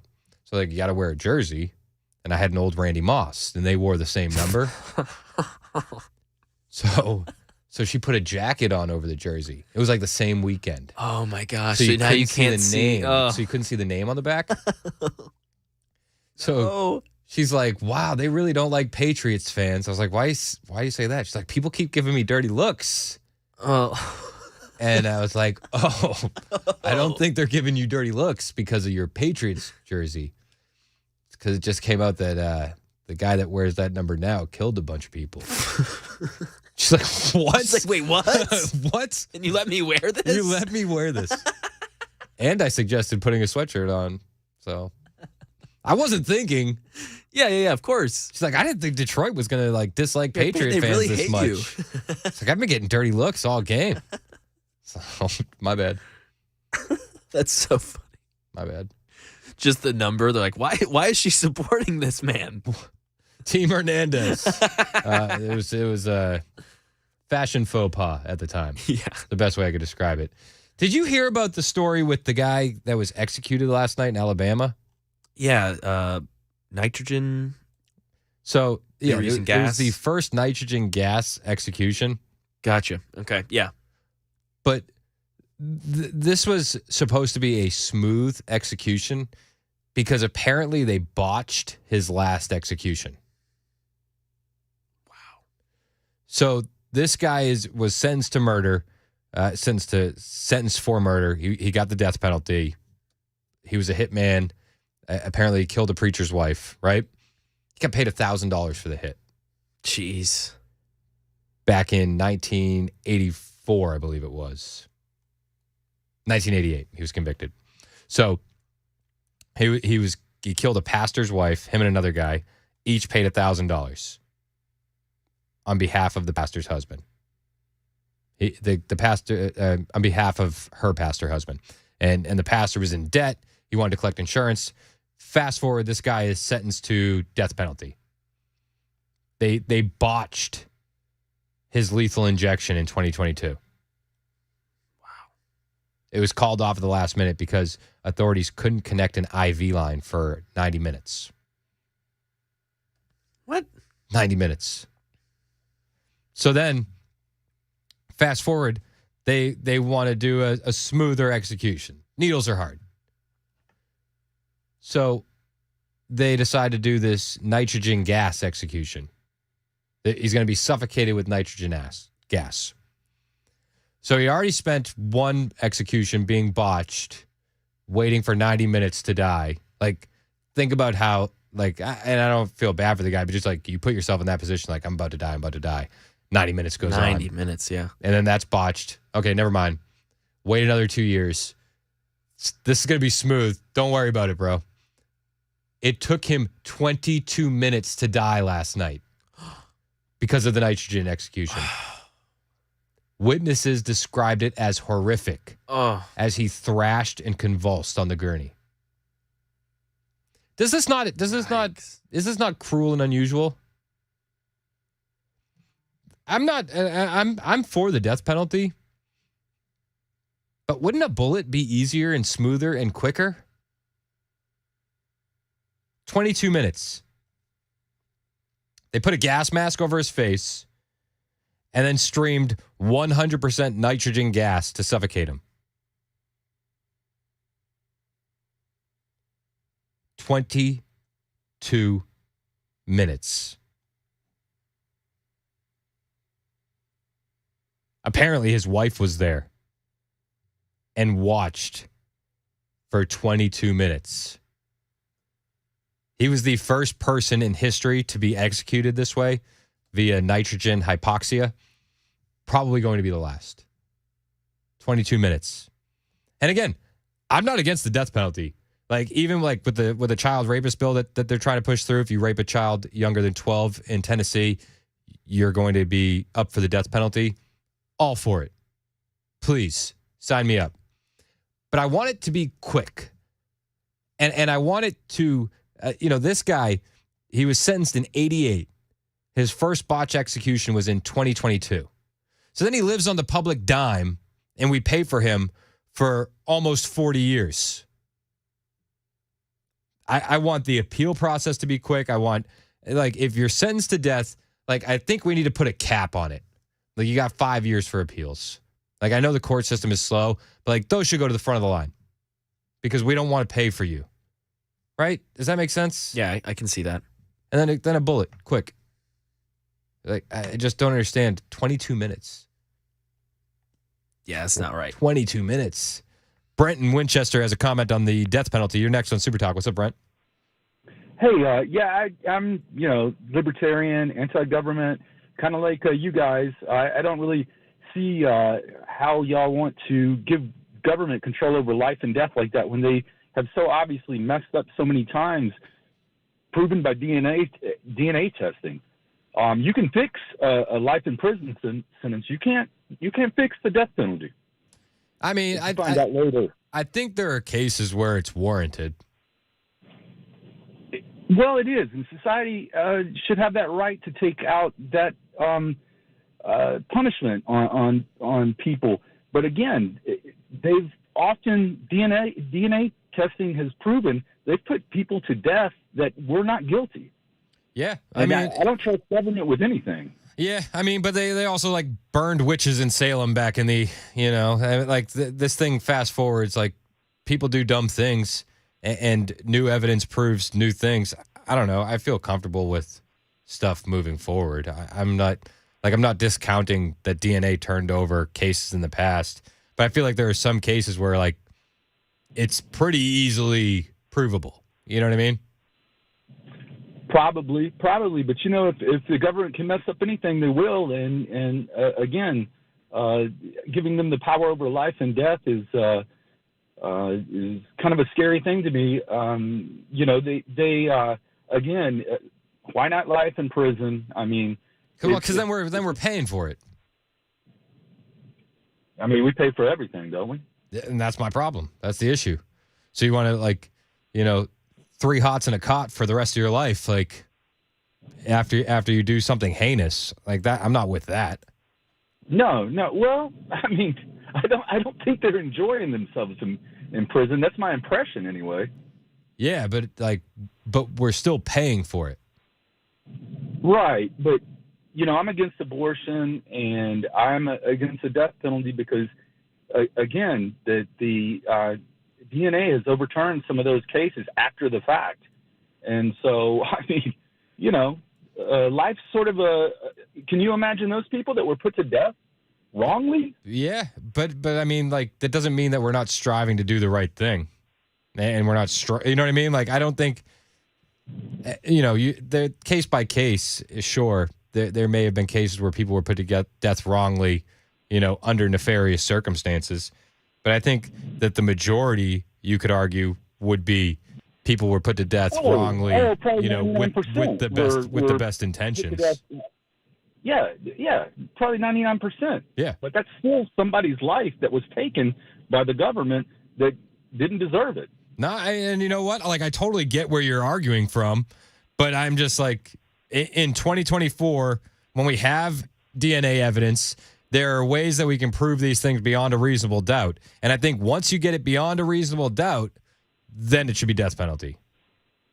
And it should be quick, and we shouldn't be paying for these people to live in prison for almost 40 years. You know what I mean? That's where I get lost. I hear what you're saying, but I just, I'm against the government having much power over anything in our lives. And and I get where you're at, and I'm not saying you're wrong. I'm just, and I totally understand your argument. I appreciate your call, man. Thank you. Donovan in Lebanon says he has a death penalty fix. You could fix the death penalty, Donovan? Oh, absolutely, man. This is easy. All we got to do is any violent criminals, we contract them to Mexico. We don't have to worry about the death penalty. We send them to Mexico, and they can do with them what they want, and it'll help Mexico's economy. And I promise you, if they ever do get out of jail, they won't ever commit any more crimes. Well, they'll just sneak across our open southern border. Yeah. But if you put them in a prison over there, I promise you, they'll learn their lesson. And if it's a death penalty, then so be it. I mean, if you hadn't committed the crimes, don't. It's no deterrent. When we do the death penalty in a closed room with a few witnesses, there's no deterrent to society. Our forefathers had us set up, hang them in front of the courthouse and leave them there for 3 days. And I promise you, if you were abused, neglected, or crazy when you were little and you see that guy hanging there, you ain't going to do what he did. Oh, I agree that, like, doing it behind closed doors is not a deterrent. It's like, I'd be fine with doing it in public. I think that would be a stronger deterrent, especially for some of these heinous crimes. Like when it comes to Nashville, putting what they want to do in Tennessee, putting child rapists to death, by all means. And do it quick, do it publicly, please. I'm here for it. And I feel for the guy. You say for 22 minutes, kind of like you do. But then the first thing popped in my head when I was thinking about that when you said it was, well, how long did it take him to kill Jesus? How long was he tortured before he died? Yeah, no. And listen, you're absolutely right on that. And I am in no way comparing this guy to that. I'm just saying 22 minutes. You could do that a lot more efficiently, a lot cheaper. Yeah, no, I'm with you, man. I don't think we should pay the bill. We should do a budget for Mexico and contract and send them down there, and what happens. Hey, I think the hardest part of that would be convincing Mexico. I appreciate your call, Donovan. You send them to Mexico. Other countries, they empty their prisons and send them to our border. Maybe that's a good way to solve the issue. I don't know. I don't know if Mexico would agree to that. But I don't know. Worth a shot. We could probably do death penalty all day. I don't really want to do death penalty all day. Agreed. Like I'm pro death penalty, but I think you got to really prove it. And it's got to be really, really heinous. Case by case. Case by case. It's 11:21 on Super Talk 99.7 WTN.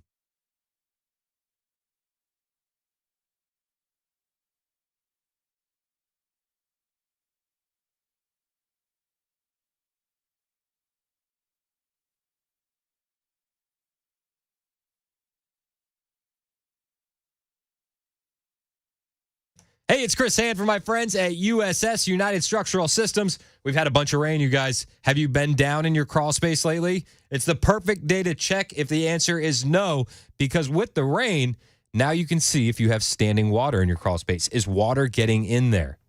Are you noticing wet basement walls? Are you seeing cracks in your basement floors? If you see those things, that's your house trying to tell you something, and you should give the guys at United Structural Systems a call to see what they can do to help. Maybe you need crawl space encapsulation. Maybe you need foundation repair. Maybe basement and crawl space waterproofing is exactly what your house needs. Well, whatever it is, they've been doing it in Middle Tennessee since 1994, and these guys aren't going anywhere. When you work with the new guy in town, you have no guarantee that they're going to be around if you ever have a warranty issue, but you don't have to worry about that with USS, and they have more than 25,000 satisfied customers that will back them up. You'll never pay until the job is done. Call USS. They're your foundation experts. USS, 615-488-7855, 615-488-7855, or online at USSTN.com.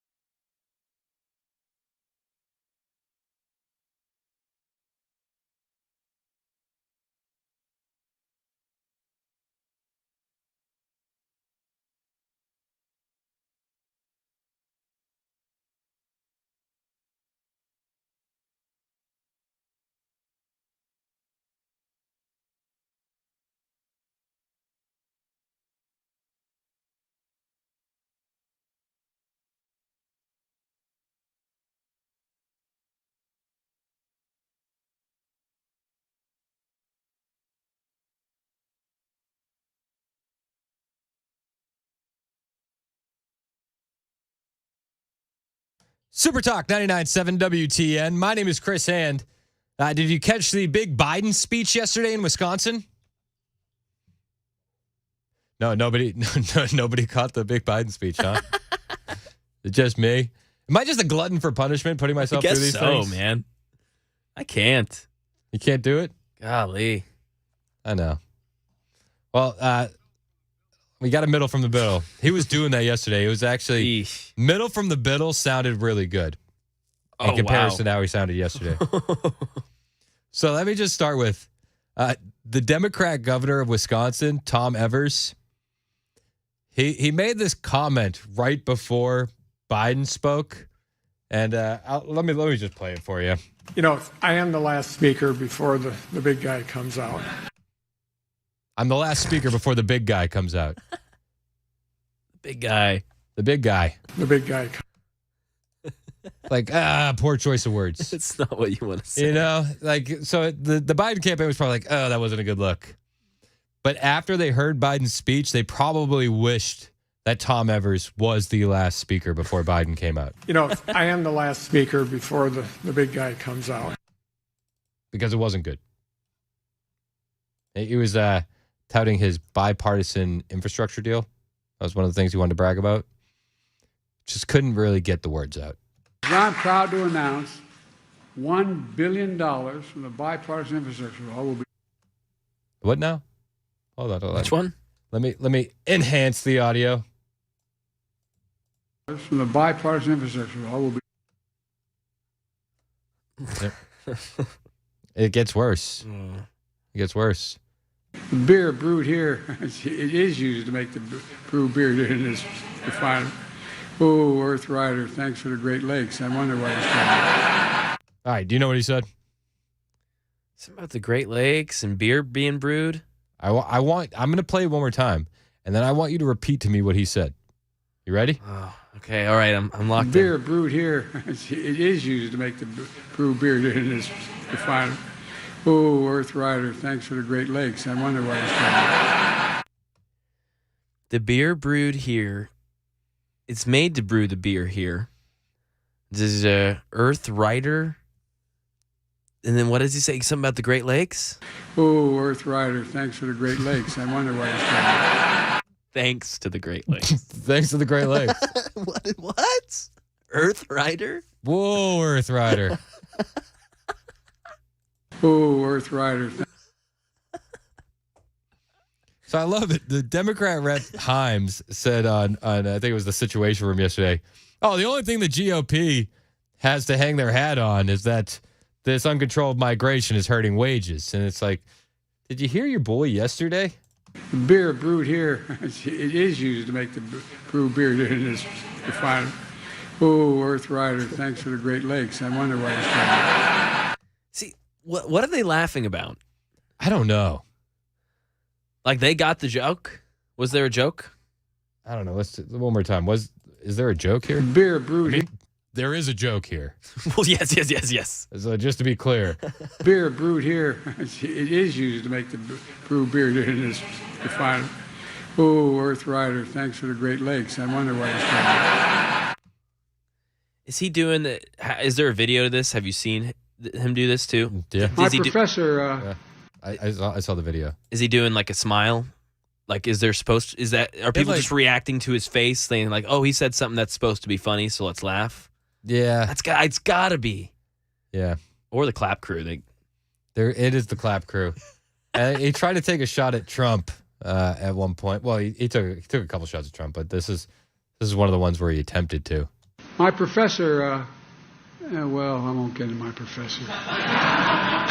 Well, look, my predecessor, though. Oh, you meant to say predecessor. And you tried to play it off. Yep. I won't get into my professor. I'm not going to get into my professor here. And they laughed. Mick says Earth Rider is the brewery up there. All right. Okay. Whoa, Earth Rider. Oh, Earth Rider, thanks for the Great Lakes. That makes more sense. All right. Okay. It wouldn't be a Biden speech, though, without random yelling. Cost $10 to make it. $10 to make it. When he said that, I was like, this is how after living in Biden's economy, when I'm buying groceries and like making dinner for my kids, I'm like, you better finish that because cost $10 to make it. $10 to make it.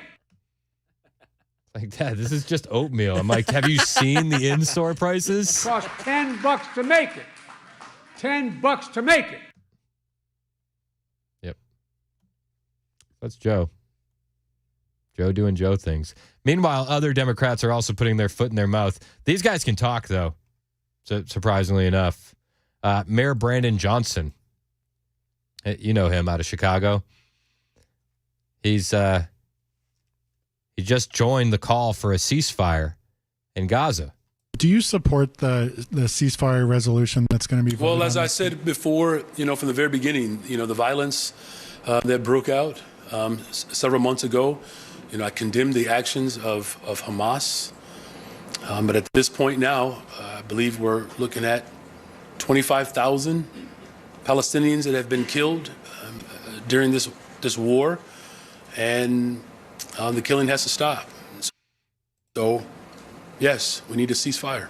And a lot of people are pointing out, hey, Mayor Johnson, people call your city Chirac. You know what I mean? Like, you have so much violence in the city of Chicago that you're demanding a ceasefire in Gaza as your own city spirals out of control. Is there no self-awareness in the Democrat Party? He calls himself a progressive mayor. That's his choice of words, not mine.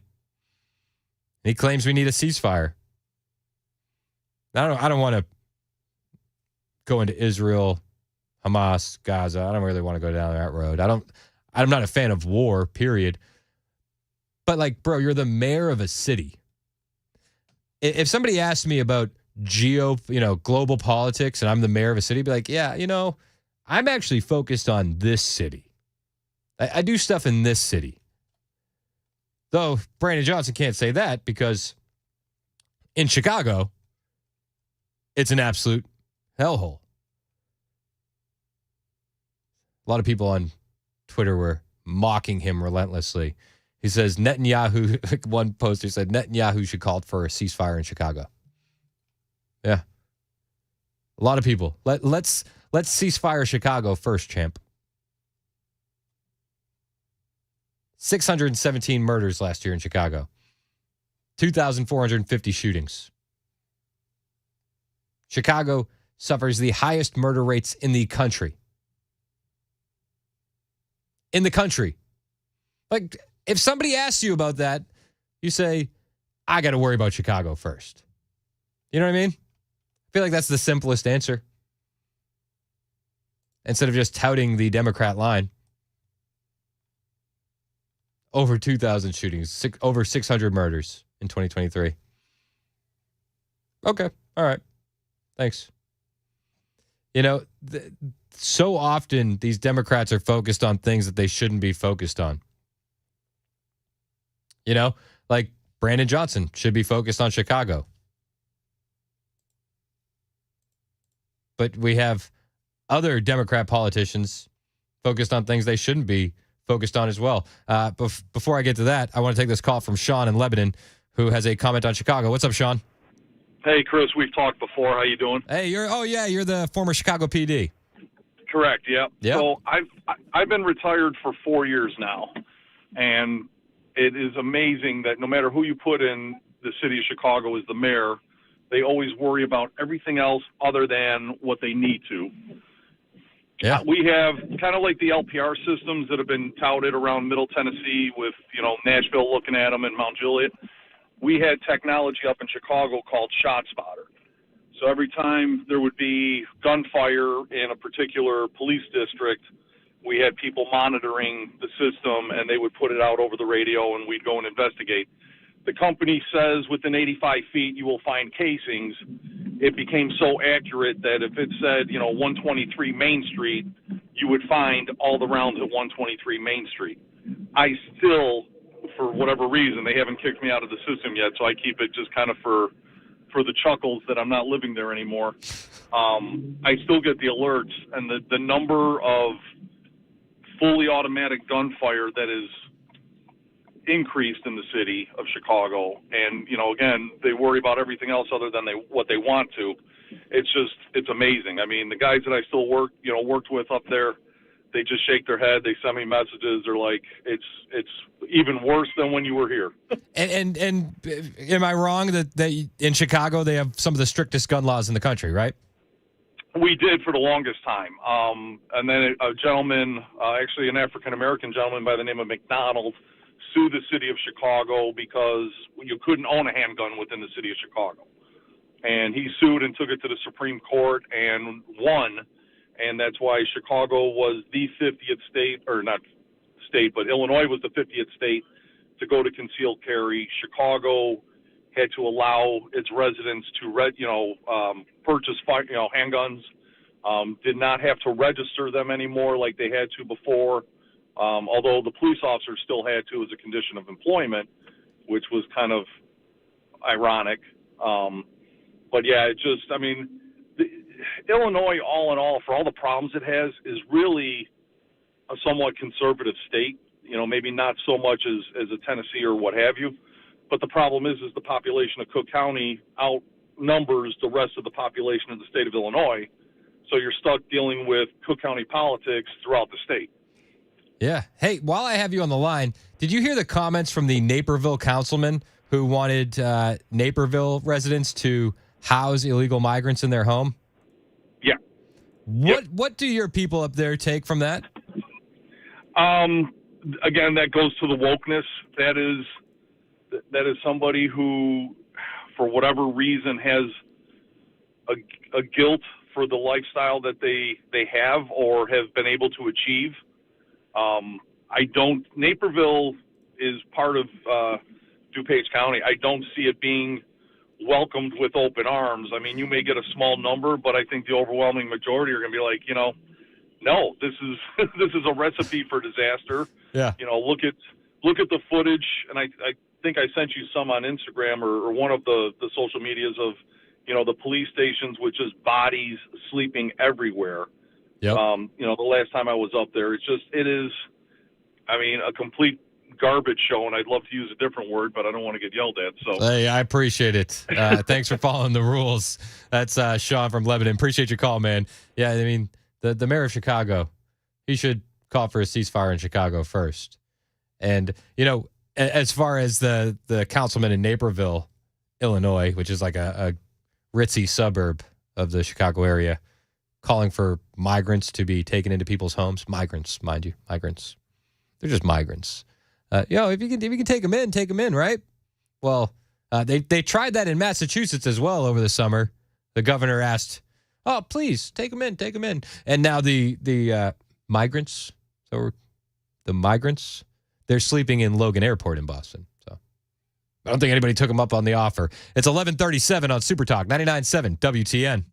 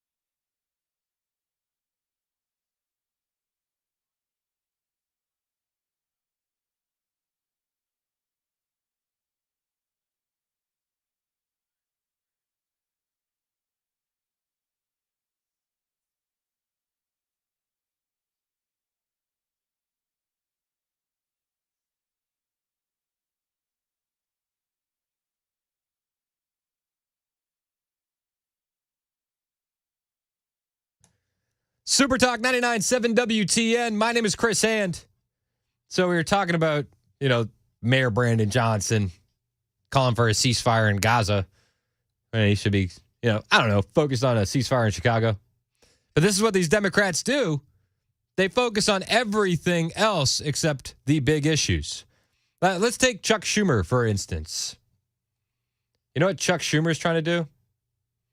He's pushing for a nicotine pouch crackdown. He's trying to ban Zins. What? That's what he's doing. He wants to strongly regulate Zyn nicotine pouches. He says they're being pushed to teens.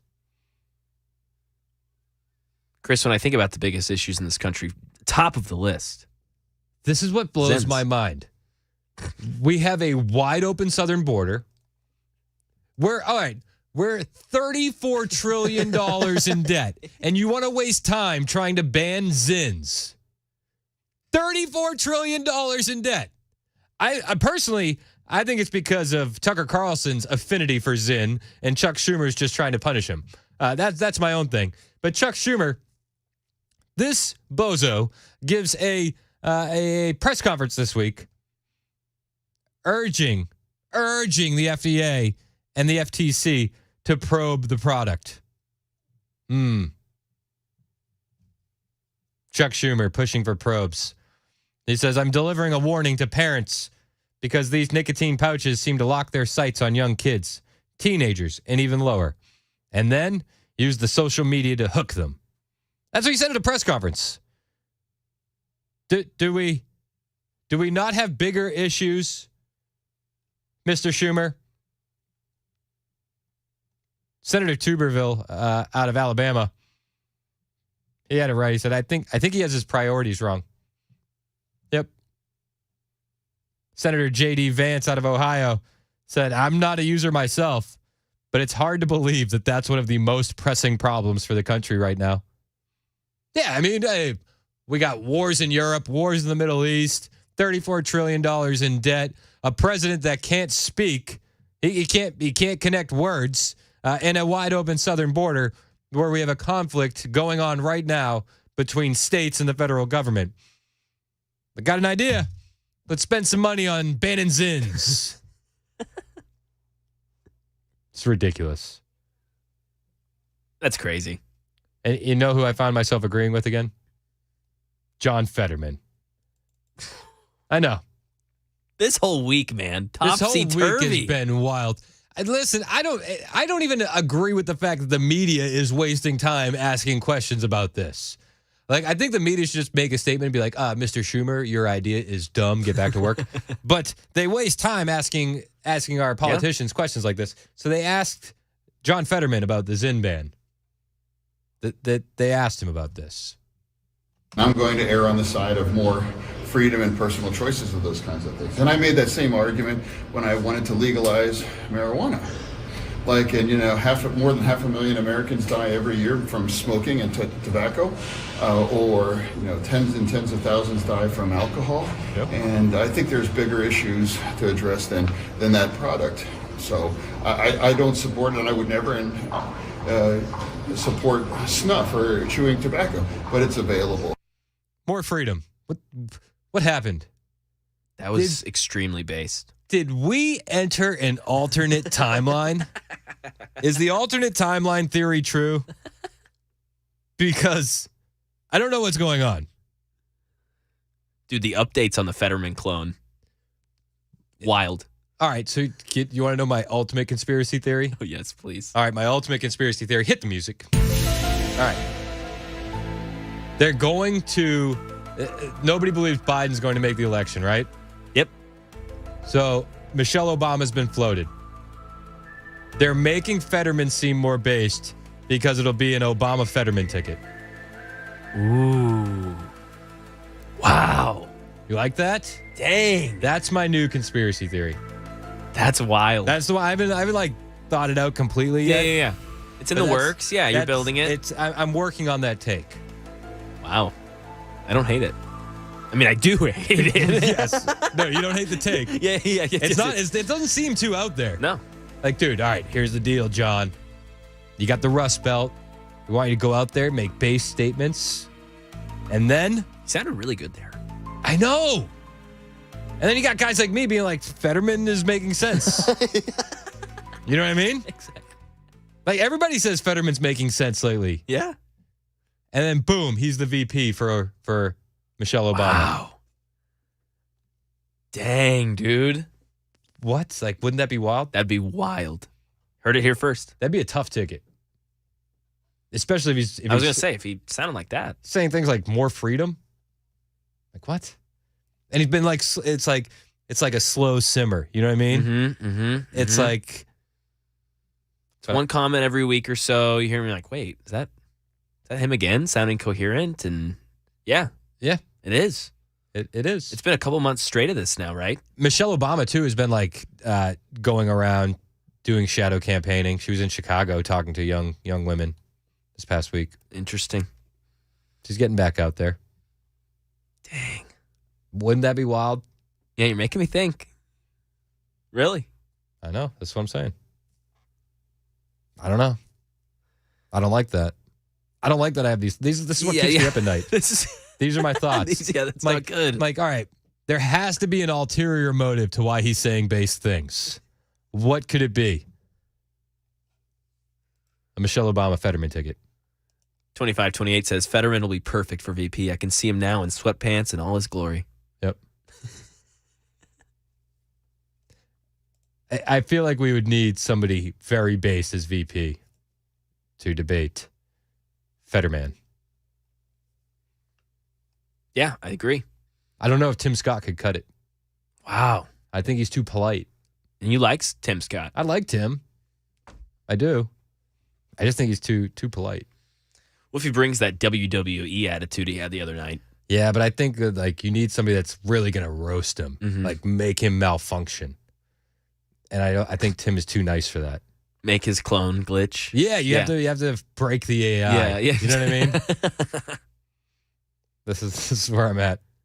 I don't know. These are the things that keep me up at night. 2666 says, I'll believe Fetterman when he starts voting like it. Fair enough. 2528, yeah. Fetterman will be perfect. Sweatpants and all his glories. Sally said, Biden lurch 2024. This is where we're at. What we've come to. Yep. I don't know. I mean, that's going to have to start. If something like that does start to, it's going to have to happen kind of quickly, right? Yeah.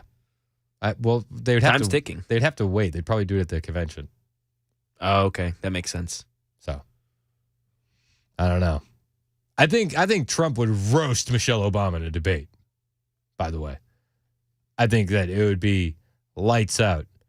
But I think that Tim Scott would be too nice for Fetterman.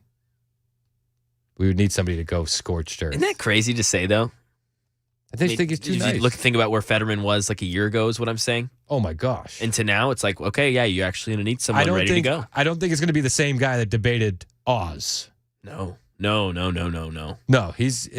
things are clicking. Yeah, he's moving and grooving now. This new clone update is something different. You know what I mean? It is. It's just... Sally said stroke joke 2024 on the super text line. Bingo. That's a good one. Yep, I like that. Would it be joke stroke 2024? Yeah, I think, yeah. It would. It would. All right. John said, shut it down, Chris. I can't handle it. Start again next week. It's been a weird week, you guys. It has. It's been a weird week. 11:51 on Super Talk 99.7 WTN.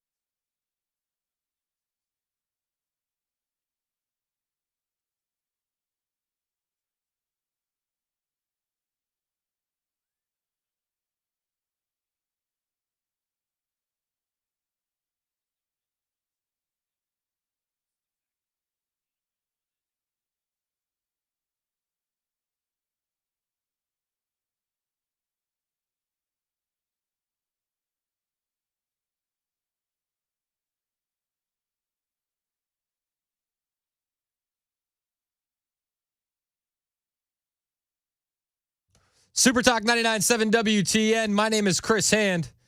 Mac Maury producing. Did you see the text from John in Lawrenceburg, Mac?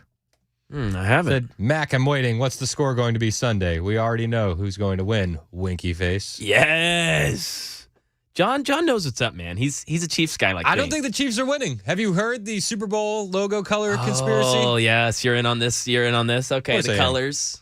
So, all right. So every time the Super Bowl logo is released, they say it gives a hint as to who is going to be in the Super Bowl. Yeah. Because there's like the past few years. Colors behind the logo, and they match up with the two teams that are in it. Yeah. So people are saying that this year is going to be Ravens-Niners. Yep. That's the conspiracy. That's what's crazy. It is most likely to happen. I mean, and did you see the screenshot of I think it was a Canadian news. Yep. The Canadians, man. Yeah, they were like ushers performing at halftime of the Ravens 49ers Super Bowl game. It was like last 2 weeks ago or something. They It's like, spoiled the wait, script. what? They spoiled the script. No. So Ravens 49ers is smart money. Smart money. Unless groupthink, right? Go against the groupthink. Hold on. Maybe that's what they want us to think. There it is. Betting is even bigger than it's ever been, right? Exactly. Maybe they're setting us up to get your money. Smart money is Chiefs Lions. No, wait. I don't want to bet on the Chiefs. What do you think the score is going to be this weekend? Oh, I'm going to go 24-20, John. I think it's a grinded out kind of game. A couple big plays near the end, but the Chiefs come out on top. All right. What about the other one? Give me Niners and give me the spread. The spread's 7.5. Give me the Niners cover. I think they take over this game. It's not going to be raining. Brock Purdy's going to be fine.